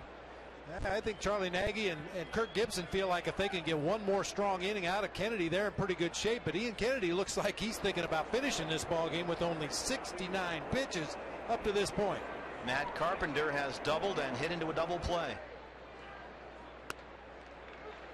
Usually it's, you talk about opposing pitching staffs and you say, hey, let's get into that bullpen. Let's get that guy out of here.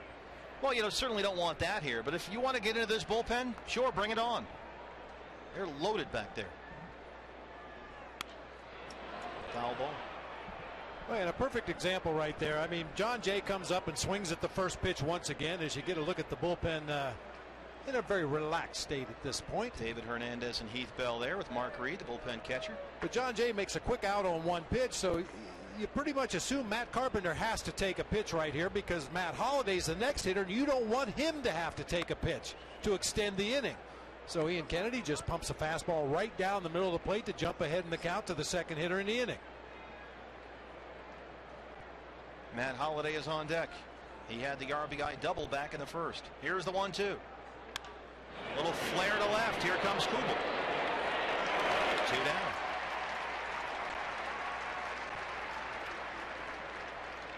BB, that first inning was a little rough, 21 pitches. Ever since then, he's been workmanlike. Well, we talked about maybe some butterflies, even though it was Ian Kennedy's 3rd opening day start. Hey, when you run out of that dugout and there's 40,000 plus in the ballpark and the bunting and fireworks and everything going on, you're playing against one of the best teams in the history of the game in the St. Louis Cardinals. And Ian Kennedy maybe a little overamped in that first inning, but boy, has he settled in. Big swing and a miss there by Holliday, who took a cut. Of the 20 batters so far that Ian Kennedy has faced, 8 have gone to an 0-2 count. Now that is the very definition of getting ahead early. 0-2 on 8 of the 20 batters he's faced.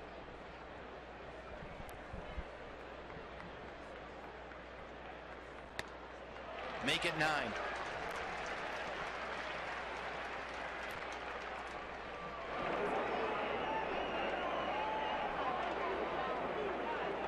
Sold out here at Chase Field tonight. Roof is open, panels are open. It is a perfect night for opening day. Just gorgeous here. Here's the 0-2. Goldie!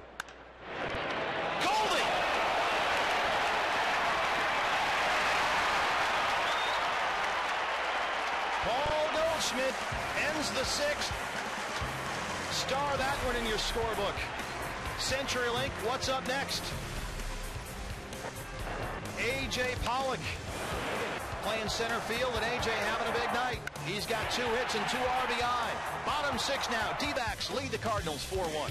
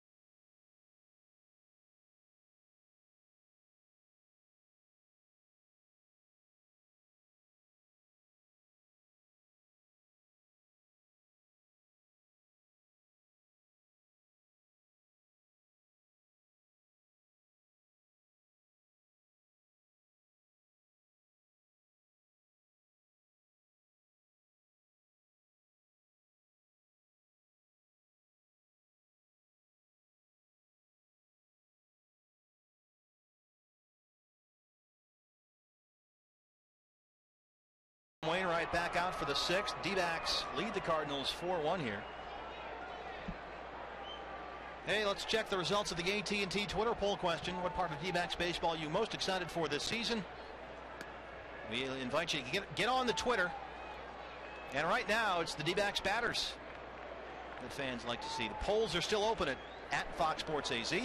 Hashtag D-backs batters, bullpen, or rotation. And I know everybody's excited to see Paul Goldschmidt hit. Goldie 1 for 2. Struck out and singled and scored. Goldschmidt, Kubel, Pollock 5, 6, and 7.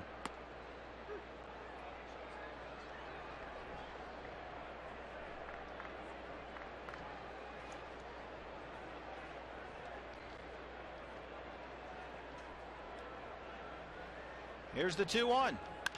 Chopper to shortstop. Cosma. One away. So Goldie 1 for 3. But BB, what a play that was to end that last inning. You know, we were joking an inning ago about Goldschmidt being in the cage with Aaron Hill early every morning. When he wasn't hitting, he was out taking fungos on the short field. Boy, what a great defensive play. And what I really liked about that play is he didn't waste a throw to the pitcher. Probably would have been a lot easier to shovel that ball onto Ian Kennedy covering first base, but why risk a throw? Paul Goldschmidt knew he could beat the runner to the bag, took it himself. Jason Kubel is 1 for 2. Had an RBI double and scored back in the 4th. Goldie, as we saw this spring, BB, has really good quickness. There's a base hit. Into center field, Jason Kubel is 2 for 3. The Kubel Libres in the house and representing. Kubel Libres. A.J. Pollock steps in now. He's 2 for 2 tonight. Has single, double. He has 2 RBIs. A.J. started last year 1 for 18. Really slow. But then the rest of the way hit .302. 19 for 63. He's off clearly to a hot start here this year. 0-1. Now Pollock more of a contact type of a hitter. He's only had as many as 8 home runs in a minor league season, and this should be a situation that he could take advantage of. Big hole on the right side of the infield. Great guy to play hit and run with should Kirk Gibson choose to go in that direction. But yeah, look at that hole over there between first and second. You saw Fernando Salas up in Mike Matheny's bullpen. Pollock in the left, another base hit. He's 3 for 3. A.J. Pollock. Kubel to second. 2 on, 1 out for Pennington.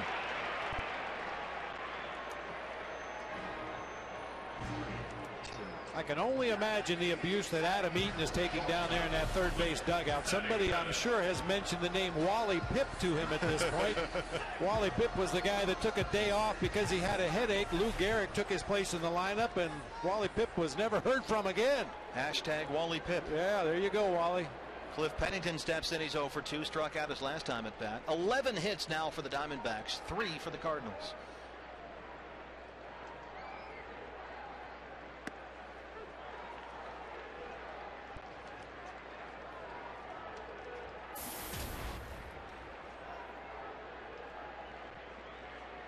Pennington, a career .249 hitter through 5 big league seasons.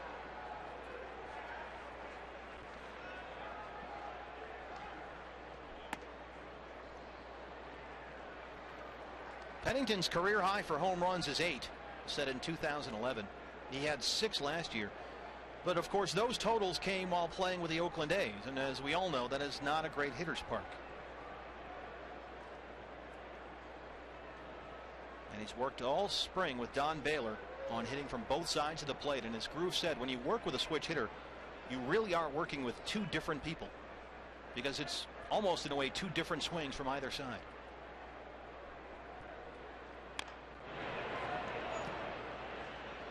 Pennington and Baylor have worked hard this spring on shortening his swing from both sides. They'd like to see Cliff become more of a pull hitter and not be so contentious to slap balls to the opposite field. Baylor calls that using the short part of the field. They'd like him to pull the ball on pitches that are middle in. And if those pitches are pulled down the line, obviously they can turn into triples and doubles. 1-2 now.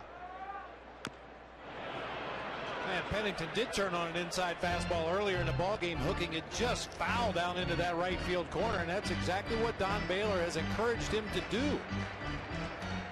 If teams are going to continually try to bust you inside, it's imperative that you take a couple of those pitches and jerk them down into that right field corner to keep the opposing pitchers honest. Last season, Adam Wainwright gave up 11 hits only once. He's given up 11 tonight. Nice block by Yadier Molina. What else is new? Cliff this spring hit .263 in 27 games. He played a lot this spring. That's 100 pitches now for Adam Wainwright. And I wouldn't think, BB, they'd want him to go too much further as Mike Matheny keeps creeping up those steps. Well, last year at this time, they were pulling the plug on Adam Wainwright very early in ball games coming back from Tommy John surgery. They were very adamant they were going to limit his pitch count early in the season, but all the governors are off this year. The governors? Governors. Greg Schulte in the booth next to us. Here it is.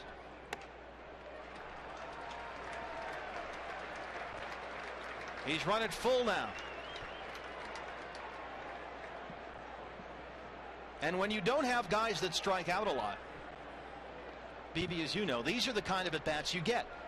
Pitch counts are high, counts are full, runners are on base, things can happen.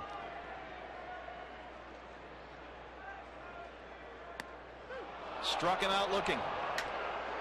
Fourth strikeout for Wainwright. Pennington a strikeout victim for the second time in a row. Boy, for an umpire who's called an extremely tight zone all night long and throughout his career, Jerry Davis expanded the zone a little bit on what appeared to be a high curveball that time for strike three. There is Jerry Davis. He was the crew chief in the World Series last year. The Giants swept the Tigers in 4 games. Kubel on second, Pollock on first. 2 outs now for Ian Kennedy. Kennedy has grounded out and struck out. 0-1.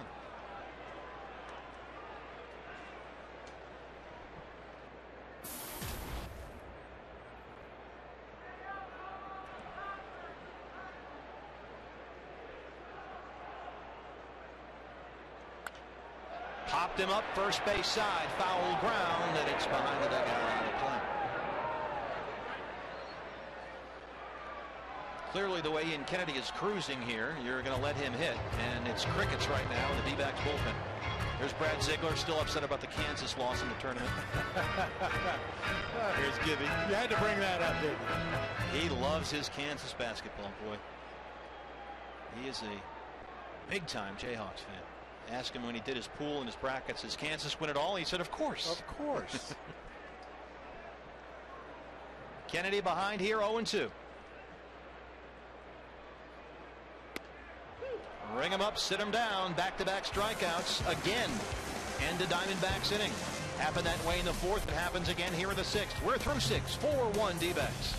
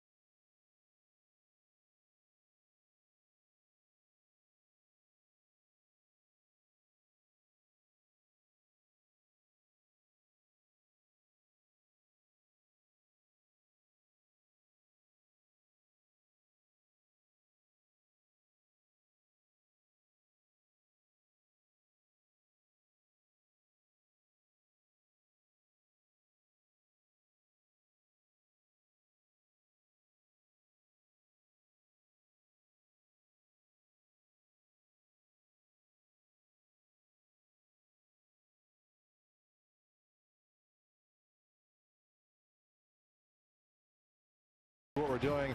This is my new friend, Bill Morrison, along with his son, I believe, Ben, from Flagstaff. And it's your birthday? Actually, it's not my birthday. It's my son, Dan, who is 2 down. But we are from Flagstaff. And you're celebrating how? Well, we're eating a little bit and drinking a little bit. You're eating a lot, okay? Can you just hold that up, please? Okay, we're showing video right now of you eating a very, very big sandwich. But when we come back live, what are you eating now? Well, this is a hot dog this time around. Oh, listen, it's time for our Chaz Roberts cool play of the game. And, Steve, as you know, I know a guy. So I have an ice cream for you. Vanilla and chocolate sundae on me, okay? Happy birthday to everybody, and I hope your phone blew up, didn't it? It did. It's going to blow up again. It's going nuts. How was that sandwich, by the way? It was delicious. It's going to live forever in so many ways that you have no idea yet. Trust me. Hey, listen, guys, drive safe, okay?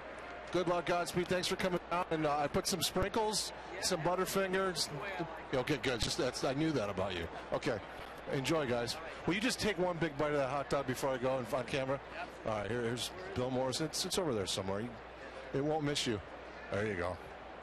All right, Steve and Bob, I'll send it back to you, dutifully back to you. 2 thumbs up for the hot dogs here at Chase Field. Well, as I always say, BB, if you're going to go to the game, go to the game. Why not? I mean, eat all you can, get great seats, enjoy yourself. The food here is so great. There's so many great places to sit in this ballpark. And right there, they just had their George Costanza moment. Eating a big Sunday at the U.S. Open or chowing down on a massive sandwich here on opening day. Enjoy the full experience. Alan Craig with a 1-2 count. And as we promised, you know, we said check back later in the game to see if they have dessert. And we always like to provide it when we can, help everybody out. Or you can go healthy. Is that guy eating an apple? This is terrific. Great crowd here tonight. Yeah, everything's better dipped in cheese. I always say. Here's the 1-2. Craig grounded into a fielder's choice and struck out. Well, we're glad to have him here from Flagstaff. I think that's one thing that people forget sometimes. We are the Arizona Diamondbacks. We accept fans from all over the state. Love to see people come down from Flagstaff, come on up from Tucson, wherever you may happen to be. Come on out and see a ball game. Eat. It's a great fan base, and we love to see you get involved like this. With the food, the experience, the whole thing. Struck him out. Ian Kennedy has 8 strikeouts. Second time he's gotten Craig tonight. We'll have to check the pitch charts tomorrow. This is another changeup. I think maybe 6 of his 8 strikeouts in the ballgame have come on that straight changeup. Just a devastating strikeout pitch. Beltran now.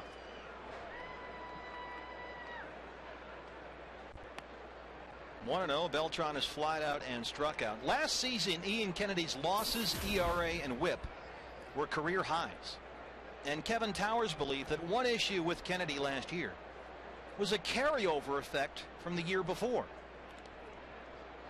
When Ian was in that race for the Cy Young Award, he ended up throwing a lot of innings. His innings during the 2011 season increased by 28 from the previous year, and then they added another 12 in the postseason. So that in one season is a jump of 40 innings. And that's a lot. And Kevin Towers said that increased workload carried over into last year. Beltran to left. Kubal's there.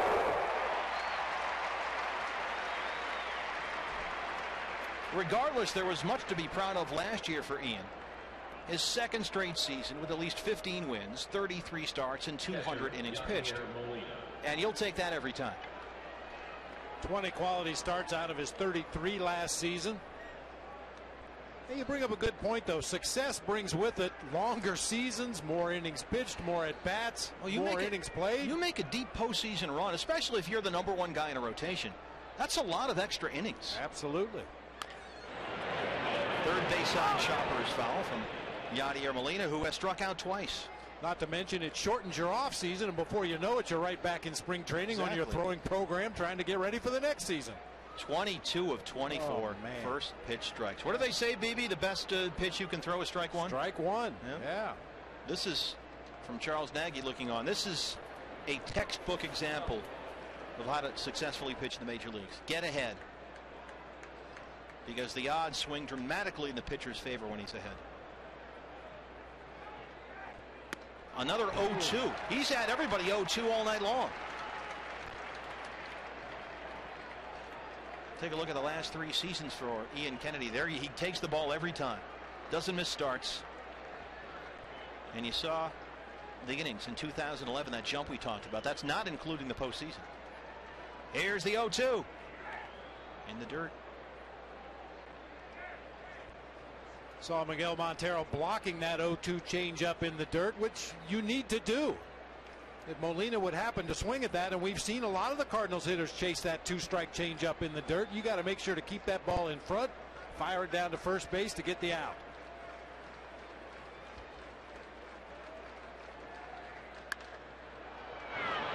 Right field, Parra not going to get it. It drops in. Molina will take the turn. Stand-up double. Yadier Molina, his first hit of the night. Just the 4th hit of the game for the Cardinals. Boy, he's tough. Yeah, he's a money hitter. In the heart of this Cardinals team for a long time. Real nice piece of hitting that time. Looked like Parra took a very shallow line toward the gap in right center that time, allowing that ball to scoot by all the way to the wall. Probably surprised to even have a ball come his direction. They're playing shallow to begin with and just didn't get to the spot quickly enough. Fortunately, A.J. Pollock backing up the play holds Molina to a double. First hit for the Cardinals since a John Jay single back in the 3rd. Daniel Descalso has grounded out and struck out. He's 0 for 2. Descalso, St. Francis High School in Mountain View, California. Same high school that produced former D-backs great Eric Burns.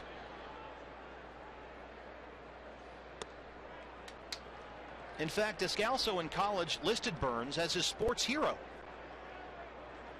When he was at St. Francis High, Descalso, his career highlight, he said, was scoring 3 touchdowns against their crosstown rival in the 0-3 homecoming game. He was a receiver and a DB.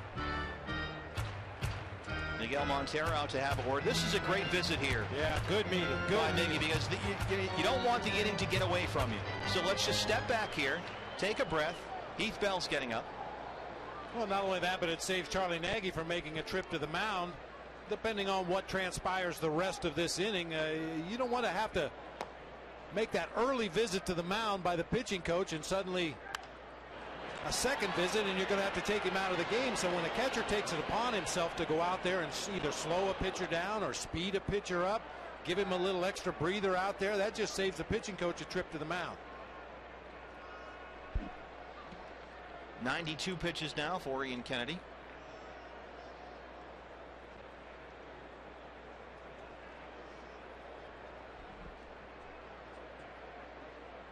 Hitters count here for Descalso.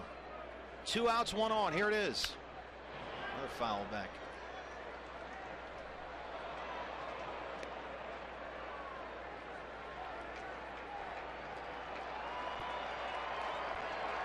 Heath Bell continues to warm up in the bullpen. Kennedy 1 strike away from stranding that runner at second. 4-1 here in the 7th. Crowd looking for that last strike.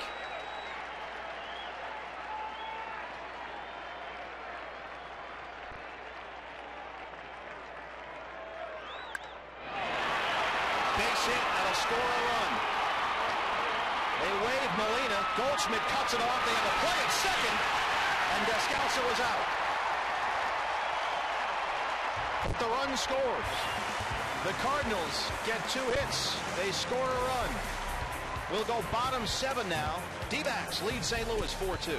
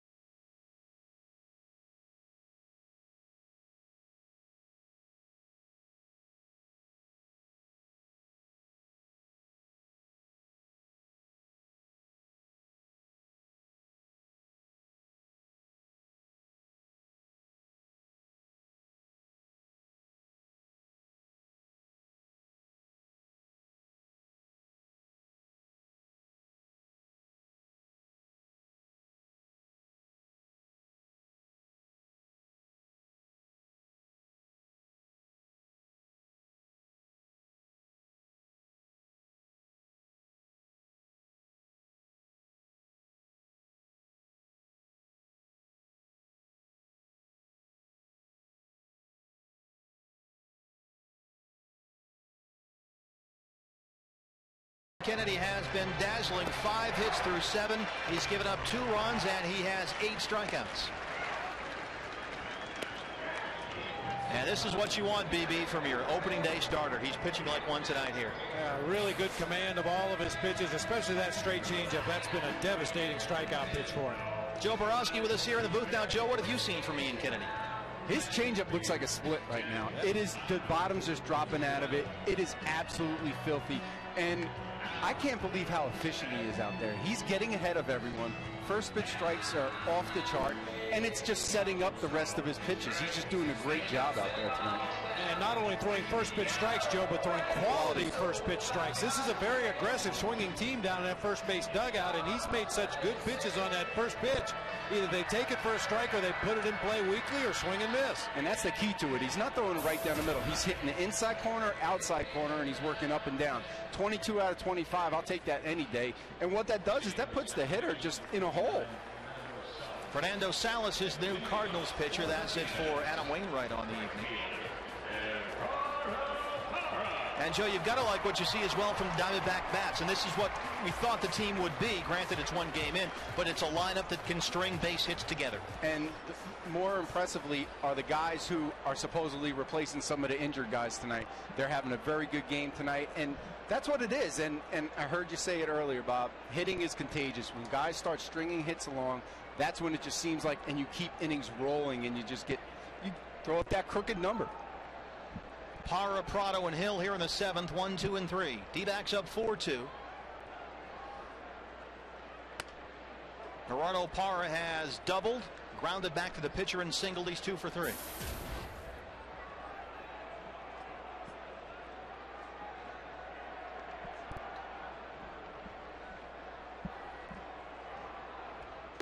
One and one. Adam Wainwright tonight went 6 innings. Gave up 4 runs on 11 hits. No walks and 5 strikeouts. Diamondbacks able to get to Wainwright in the 4th when they had 4 straight hits. And they scored 4 runs. Or 3 runs, pardon me, on 4 hits. And the biggest thing the Diamondbacks did in that inning, they took advantage of Wainwright when he missed up. He missed up with his fastball a few times, and the Diamondbacks hitters were able to really get. Yeah, we were talking about that. They got mistakes to hit, and they didn't miss exactly. That. I mean, that's critical. And a guy like Wainwright, you're not going to get that many. You've got to take advantage, and they did tonight. Great little interplay between innings, Joe, and I'm sure you've had conversations like this with your pitching coach. It looks like they're talking about the grip on his breaking pitch. Yeah, just talking about the, maybe let it go too soon, didn't hang on to the ball, didn't have a good grip. Instant feedback from your pitching coach when you get back to that dugout. Absolutely, and Ian right there, he's not talking about how well he did with his first pitch strikes. He's talking about that pitch he left up that he just gave up the hit on and unfortunately gave up a run right there. That's all that's on his mind right there. It was the Molina double back in the 7th. He came in on the Descalso single. But it's good to see the Diamondbacks pitchers have such a close relationship with Charles Nagy that as soon as the inning's over, they get right over there, get in his ear, and just go over everything that they're seeing out there, maybe what Charles is seeing from the dugout. And he's such a calm guy, Charles. He's a very easy guy to talk to. Parra gives it a ride to right center. It's a double. It's off the wall. Just missed it. Gerardo Parra into second with his 3rd hit of the night.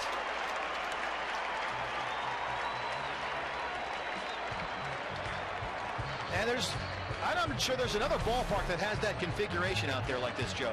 Yeah, the quirks of a ballpark will give you some things and they'll take some things away. Gerardo Parra lost a home run right here. If he pulls this ball another, we'll see here in a moment, not very far. Yeah, maybe another 4 or 5 feet. That's a home run if it gets to the right of that vertical stripe up there on the facing of the deck. Boy, that ball was laced out there, too. Yeah. That was really well hit. You love to see Prado get on base right there, too, right after the Cardinals scored the inning in the bottom half before. Prado first pitch swinging. Oh, he's upset with himself, too. Well, he got a good pitch to shoot to the right side. We talked about it in his first at bat of this ball game when he moved Parra from second base to third with a ground out. He's looking for something he can shoot, hopefully through that right side, but at worst, move Parra up to third base, set the table for Aaron Hill. David Hernandez is up now. Prado has grounded to short and popped to second and doubled.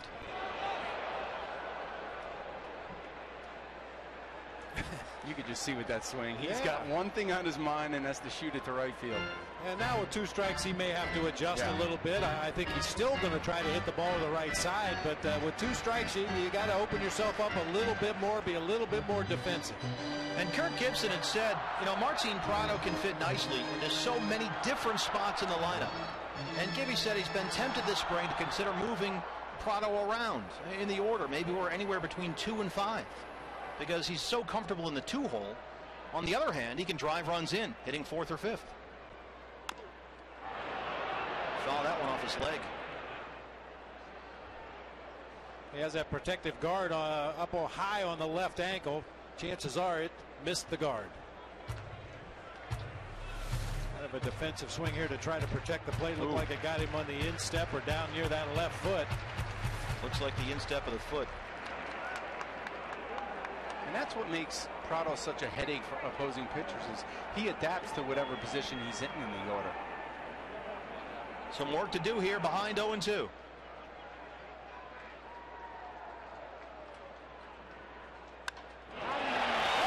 field.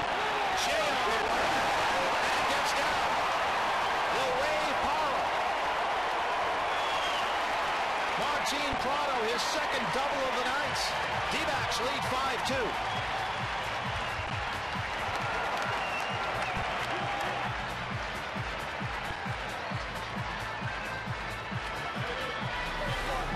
When you play as shallow as John Jay does in center field, you can take away a lot of humpback line or base hits, but you're going to get burned occasionally when a guy drives the ball over your head. Very quick, abbreviated swing by Martin Prado, but got the barrel of the bat on that ball and drove it all the way out to the wall in left center field.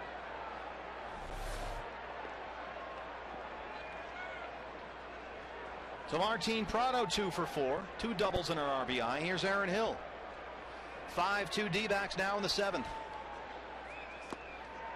And guys, this is the blueprint. This is how it's supposed to work. Maybe you don't get the 450-foot home run, but you get productive outs and you keep the line moving. Just at bat after at bat, base hit follows base hit. Get a single, get another single, then have somebody drive them in with a double. This is the way it's supposed to work. Yeah, you said it perfectly. Is they're getting quality at bats. Their approach when they're getting into the box is the correct approach to manufacture runs, and that's what you're seeing perfectly tonight. I mean, you think Parra, Prado, Hill, Montero, Goldschmidt, find the easy out there. I mean, that's you got to work to get through that lineup. That's been the goal. Here's the 2-0. 2-1.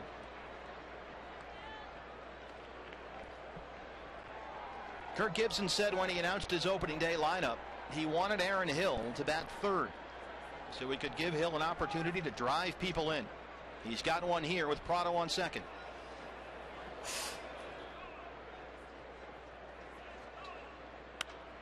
In the air, mile high. It's going to get out of play. Gibby said he thought about it for a while with Aaron Hill, but it's a good spot for him because Hill drives the ball, hits the ball into gaps, and it's a good fit for the 3 spot. And with Prado so comfortable in that 2-hole, and you figure when you get Adam Eaton back, you're going to really be able to do some things. Although A.J. Pollock, as Joe mentioned a moment ago, 3 for 3. Hello. 2-2 now. Right field. Beltran coming in. It drops in for a base hit. Prado had to hold up, and he goes into 3rd. 14 hits now for the Diamondbacks. Aaron Hill is 2 for 4.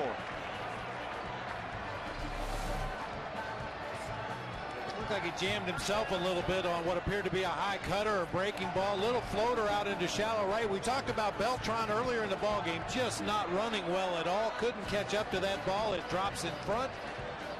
And the Diamondbacks have him on the corners with nobody out. That's it for Fernando Salas. He came in, gave up a double, and a single. Did not retire a batter. Diamondbacks have him on the corners with nobody out. We're back after this.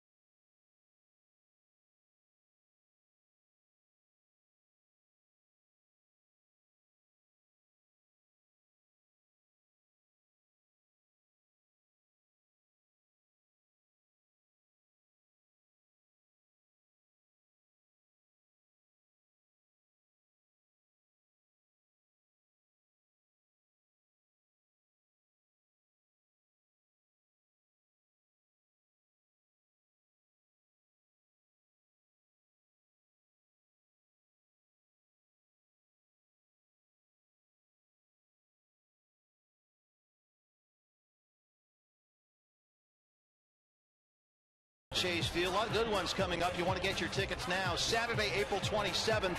It'll be Wade Miley Garden Gnome Night, courtesy of Sanderson Ford. And then Aaron Hill Bicycle Bobblehead. That's Saturday, June 8th, courtesy of Arizona Sports 620. So Wade Miley Garden Gnome Night. That's April 27th. Aaron Hill Bicycle Bobblehead, Saturday, June 8th. Again, the guy they call Scrabble, Mark Zepchinski, on in relief, and he's in a mess. Bases have 2 men on, nobody out. And this guy was a real savior for them down the stretch in 2011. 70 appearances last year. Got him from the Blue Jays, one of John Mozeliak's acquisitions as he rebuilt that bullpen for their World Series run. Prado on third, Hill on first. No outs for Miguel Montero. 1 run already in. 5-2 D-backs lead.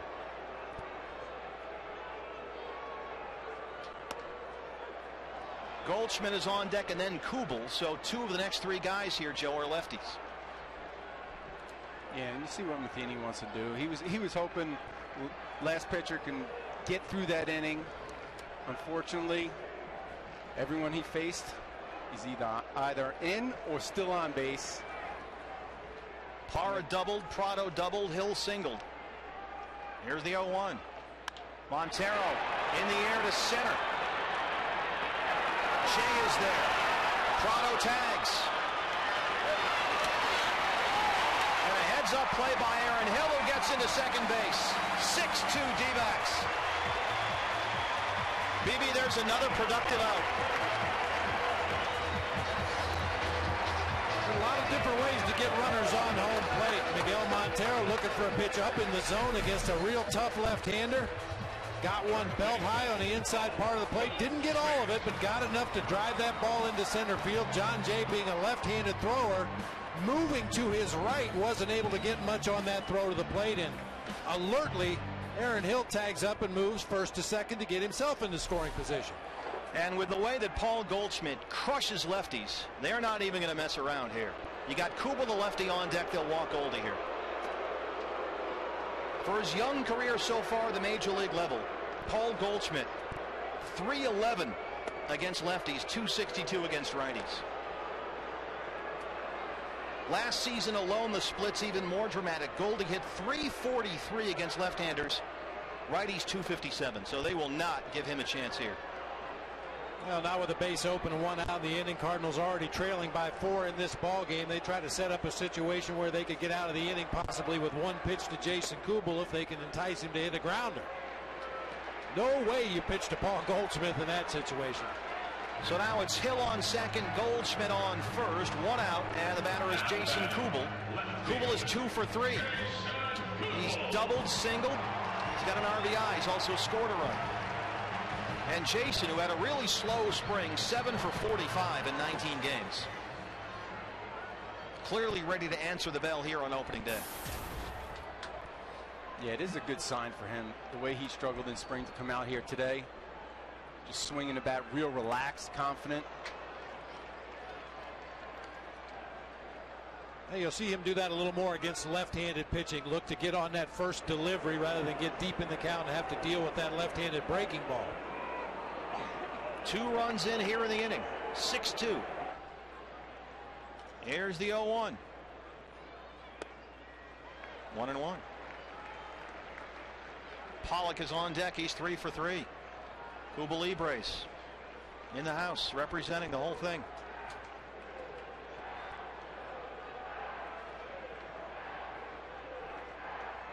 Starting to get loud in here. 2-1.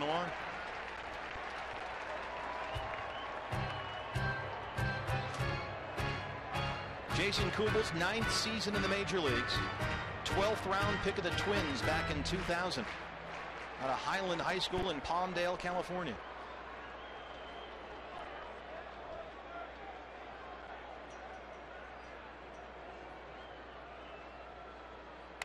Shattered the bat, 2-2. That one just got sawed in half. And I mean the whole thing, the length of the bat there, Joe. You ever break a bat like that? I wish I could say that I broke a few bats, but unfortunately, I wasn't getting in anybody's kitchen like that. I mean, that thing all the way up the barrel there. Yeah, I think that's one of those cupped bats, and when you're that far out in front of a pitch, it catches the back end of the cup and just splits that barrel all the way down to the trademark. And remember, always wear a cup. Always. 2-2 now. Missed. He's run it full. Boy, this is what Jason Kubel did so well last year. He was third in the National League in pitches per plate appearance, even against a tough lefty. Knows his strike zone, hangs in there, and has run the count to full. And it's another case of what we were talking about, guys. Grinding away here, working the count full. Foul. If Kubel can get on here, Pollock will be up with the bases loaded. He's already 3 for 3.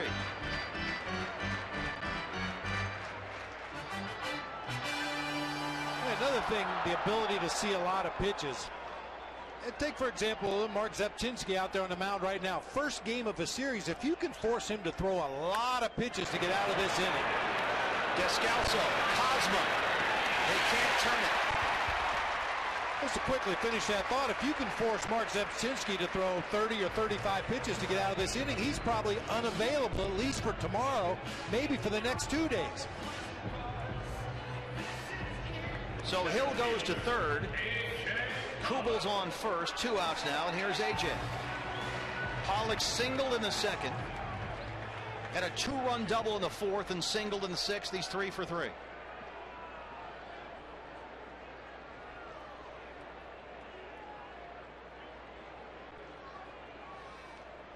His RBI double back in the fourth was the fourth of 4 hits in a row against Adam Wainwright.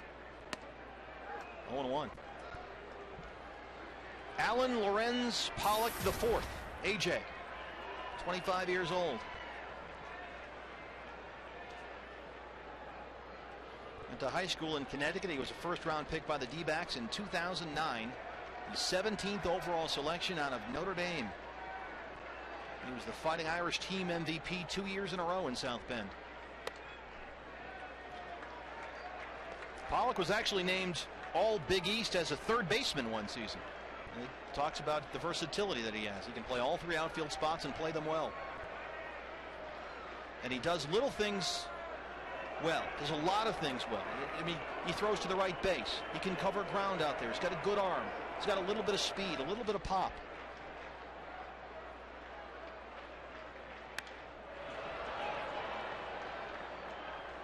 Fangraphs this spring listed A.J. Pollock as the number 13 prospect in the D-backs system, noting that despite the elbow injury that cost him all of 2010, he's really moved quickly through the D-backs system. And he's definitely making his first opening day a memorable one for himself. Sure is. 3 for 3 so far, and a chance to maybe drive in some more here. Here's the 1-2 from Zepchinski. This is 2-2. Talked to Brett Butler earlier this spring, and of course Brett is down there in Reno, and he said, frankly, AJ is probably the most polished outfielder we have in the entire organization. Just the most fundamentally sound guy. And Brett Butler knows. He knows from outfield defense. I think Pollock is one of those guys that just doesn't assume anything. He doesn't take anything for granted. He backs up plays. Check swing. Yes, he went. Molina held on. So the Diamondbacks lead 2, but they get 2 more. We're through 7. 6-2 D-backs on opening night.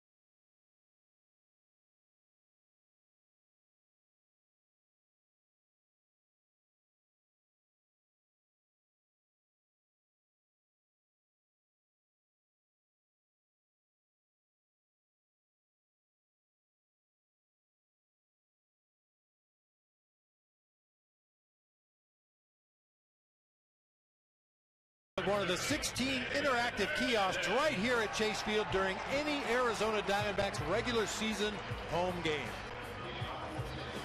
You can practice here, and then you can go on The Price is Right. Come on down. New pitcher for the Diamondbacks is David Hernandez. There you saw his numbers last year are just off the charts. 2.50 ERA, 68 in the third innings, 98 strikeouts against only 22 walks. Cosma, the pitcher spot, and Jay here in the 8th. Pete Cosma, the shortstop, has struck out and walked. This spring, David Hernandez worked 8 innings, gave up 8 runs on 9 hits, walked 2 and struck out 10. And BB, we mentioned offensively that this game really is the blueprint. Keep the line moving in the dugout. This is the blueprint as well in terms of the bullpen. Ian Kennedy gives you 7 terrific innings, and then let's go Hernandez puts. Just the way you would draw it up on the chalkboard down there in the clubhouse. Getting ready perhaps to be thunderstruck, although with a 4-run lead, can't say that for sure. What about you as the manager? Did you want to get your closer in there on day one regardless, even if you had a nice cushy 4-run lead? Not necessarily, because I've seen cushy 4-run leads disappear in a hurry, you know. And you want to have them in case of emergency. And we all know closers, for whatever reason, if it's not a save situation, they don't always have their best stuff out there on the mound. So even though it is opening day and as anxious as everybody is to be a part of this, I think you got to save him just in case. Yes, he wins, says Dan Iasonia. Hernandez gets the strikeout, 1 away. Hey, Sunday, Fox Sports Arizona takes you behind the scenes at Chase Field, where you will see firsthand the anticipation leading up to the one big event is 4 paths intertwined. Countdown to opening day. It premieres after the Sunday D-backs Brewers game right here on Fox Sports Arizona. A lot of great behind-the-scenes stuff for you. We'll follow the governor, Greg Schultes. He leaves the house and drives to the ballpark, and of course, President and CEO Derek Hall overseeing things here. That'll be a great program. Ty Wigginton, there's Rob. Oh, Rob is busy right there. We'll follow Rob around. Ty Wigginton is the pinch hitter here for the pitcher. D-backs bullpen right now, crickets. There's nobody up.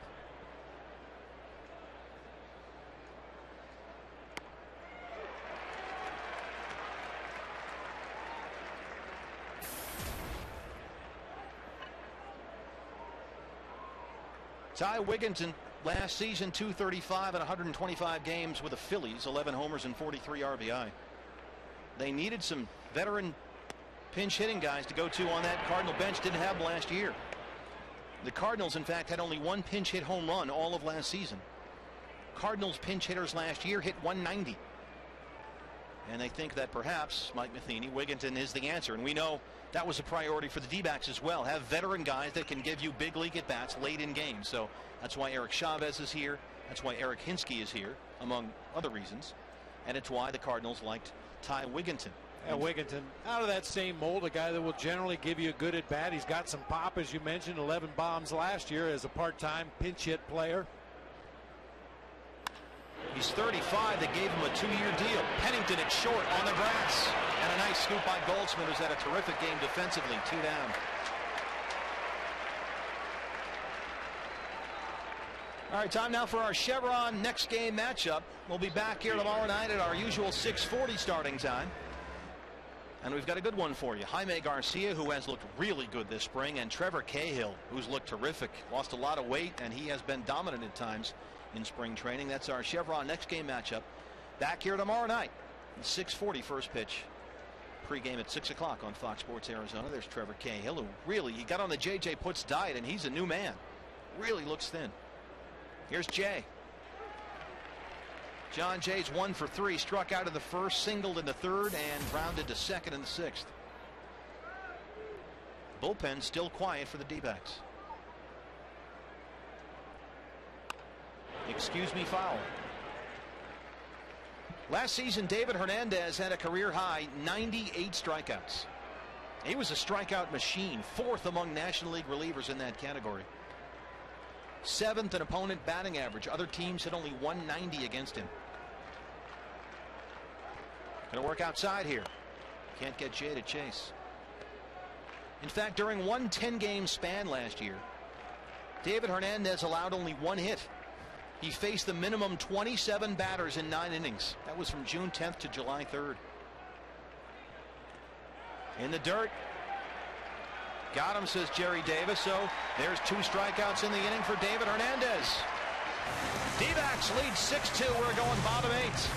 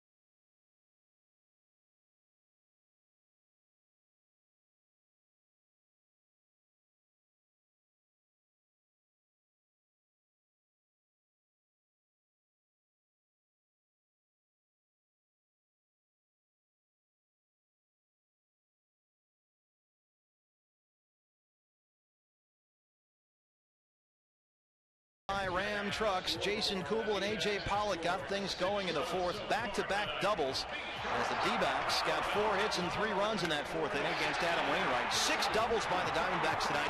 That matches their season high last year. The last time they had 7 or more doubles in a game, 2010 against the Padres. That was August 26th. That's our tools of the trade, brought to you by Ram Trucks. Say cheese. 6-2 D-backs here on opening night. New pitcher for the Cardinals, Joe Kelly. He'll face Pennington, the pitcher spot, and then Gerardo Parra. And we already see that Eric Hinsky is on deck. There's Joe Kelly. Another one of the young guns for the Cardinals, only 24 years old. Already playoff hardened, had some experience last year in the postseason. A lot of good arms for the Cardinals in that organization, both in the rotation and in the bullpen. And it's funny when you get into that bullpen, they have so many guys back there that are young and throw, 98. Where do they get them all? Here's Pennington. Cliff tonight 0 for 3, struck out his last 2 at bats.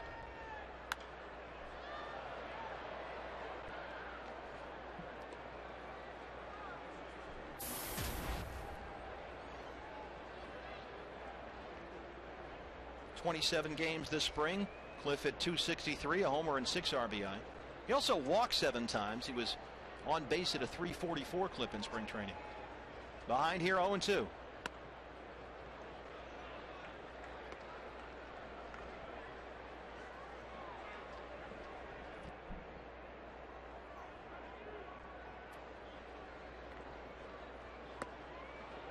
Pennington strikes out. That's his 3rd strikeout tonight. 1 away. Here's Eric Hinsky. 7th strikeout of the game for St. Louis pitchers. Eric Hinsky, 35 years old. His 12th season in the big leagues. Signed by the Diamondbacks as a free agent in December on a 1-year, $1.35 million deal. Ideally to provide left-hand pinch hitting off the bench late in games. And guess what? Here he is. Fouls one down the left field line. You can also give Paul Goldschmidt the occasional day off at first. Hinske last year, 197, 2 homers and 13 RBI. Big reason Eric Hinske is a Diamondback. He knows from winning. Played in the 2007 World Series with the Red Sox, then went back to the World Series the following season with Tampa Bay, and then went to the World Series the next year with the Yankees. 3 World Series in 3 straight years with 3 different teams. One more trip if he gets there with the D-backs, and he'd tie Lonnie Smith for the most World Series appearances with different teams. Lonnie Smith, a great player, the guy they used to call Skates. Skates, yeah. Boy, not only the great things you said about Eric Hinske, but just that veteran presence, the experience, and the willingness to give that information to the younger players on this Diamondbacks roster. I mean, obviously his first job here is exactly what he's doing right now. Tough at bats late in the ball game, many times against either a setup man or a closer with the game on the line. And Kirk Gibson, Aaron Hill, all those guys in the white jerseys down there in the third base dugout are looking forward to Eric Hinske driving in some big runs late in games this year. Arizona fan and a Cardinal fan.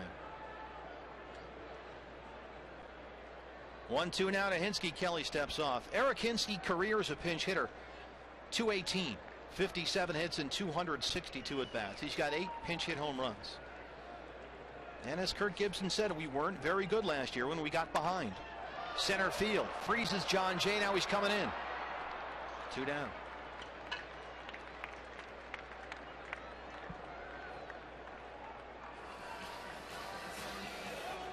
Here's one of the men of the moment. There's been a few tonight.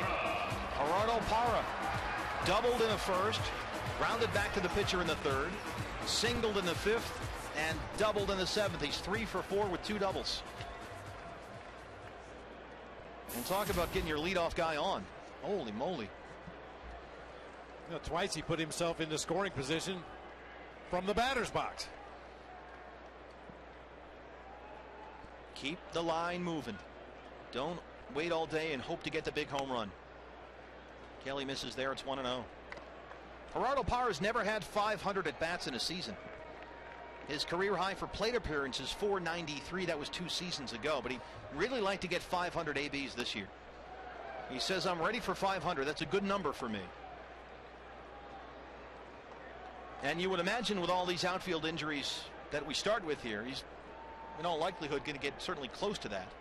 And Kirk Gibson said, even with everybody healthy before spring training opened, that was a goal. Get 4 outfielders in 3 spots, 500 at bats each.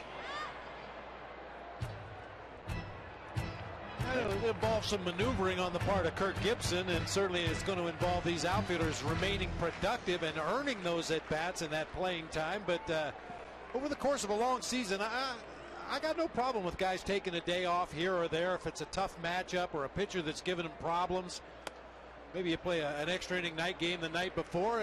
Guys need rest. I think if you try to run too many guys out there for 150, 155 games, it's going to take a toll late in the season. And there's Cody Ross, one of the injured outfielders. It looks like Cody may go to Visalia. That's high A ball. Gets him at bats, and then maybe join the D-backs when we come back from Milwaukee. Another base hit for Gerardo Parra. Takes a big turn. Parra wants 2. Safe. His 3rd double of the game. Gerardo Parra, 4 for 5. Well, I haven't checked all the box scores from today's game, but I would venture a guess that Gerardo Parra leads the National League in doubles. So far, he's got 3. 3rd one of the game. This is a hustle double. John Jay had a chance to throw him out at second base, but he just shifted into a different gear. Goes into second on his belly, and his teammates really appreciate it. And you know, the 8 and 9 guys here in the 8th inning with a 6-2 lead went down 1-2. And it would be easy to say, all right, you know what? That was the 8 and 9 guy, pitcher spot, the whole thing. We're up by 4. Let's just pack it in and try and shut this thing down in the next inning. Not this lineup. That's not the way it's worked. Prado 2 for 4. 2 doubles and RBI. He scored twice.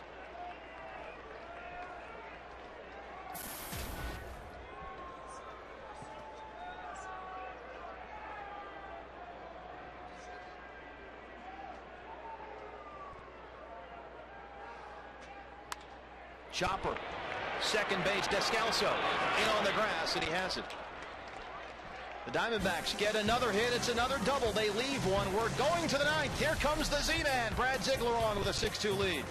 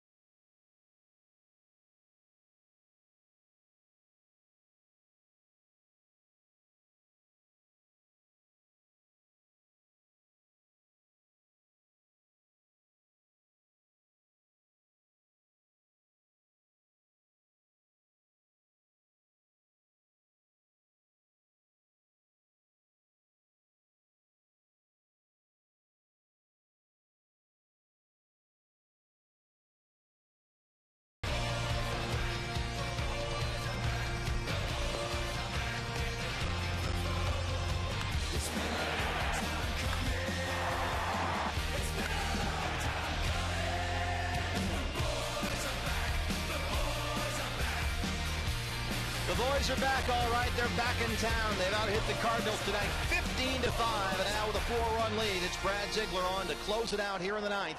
6-2, the Diamondbacks lead the Cardinals. All the Diamondbacks infielders probably reminded themselves, hey, with Ziggy on the mound, we're going to be busy. Everybody be on your toes. 77 appearances last year. That is as good as you can get out of that bullpen. That sidearm slinging delivery. Also features a little flat breaking ball and throwing a lot more changeups in spring training this year, trying to really get a good feel for that pitch, give him something to go after these left-handed hitters. Carpenter, Holiday, and Craig in the ninth, 2, 3, and 4. You mentioned, BB, the changeup. The difference for Brad in camp this year, he was striking out more guys. And the reason why is the increased emphasis on the changeup. He really likes where the pitch is. There's a strike. In both his first 2 appearances of the spring, he came into the game and struck out the first 2 men he faced. He's throwing his change this year, and what he really likes about it is that he's using a different grip. This spring, he's actually using the 2-seam grip on the changeup that he used to use when he threw overhand. Yes, at one point, Brad Ziegler did pitch overhand.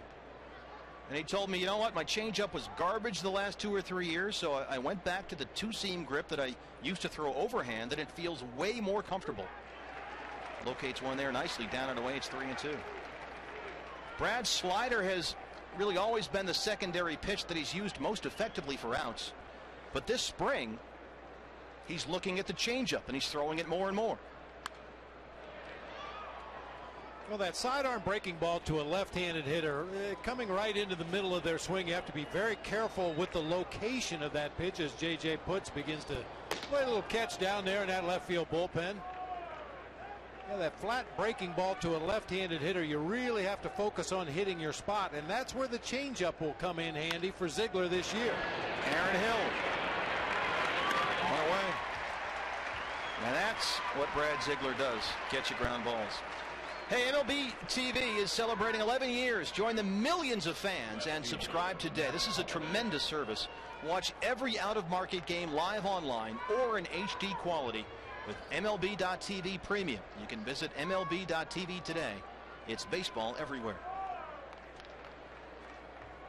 Matt Holliday 1 for 3. Had the RBI double back in the first that gave the Cardinals the 1-0 lead. One of only, well, let's see here, 5 hits allowed tonight by Ian Kennedy, who looked great through 7 innings, 8 strikeouts. Here's the 0-1. And BB, we talked a lot with Kevin Towers this winter and this spring about this bullpen he's assembled, and KT told us one thing he really likes about it is that when you have one guy follow the other guy out of this bullpen, they all give you different looks. And David Hernandez, you know, sort of that over-the-top fastball power curve, a lot like Heath Bell. And here comes Ziegler, who comes from underneath at you. There's the changeup, little slow roller. Pennington, 2 down.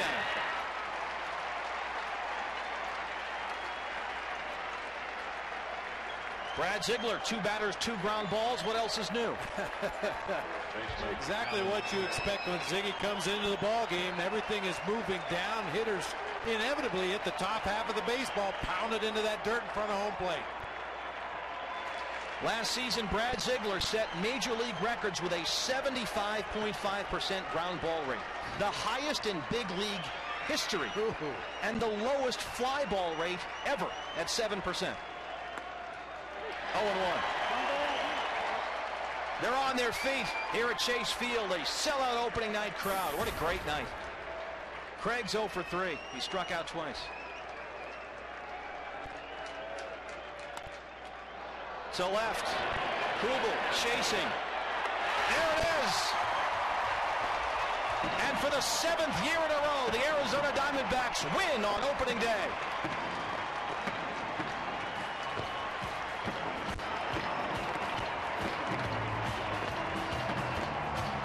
7 in a row on the opener. That's the longest active streak in Major League Baseball. And once again, the D-backs are 1-0.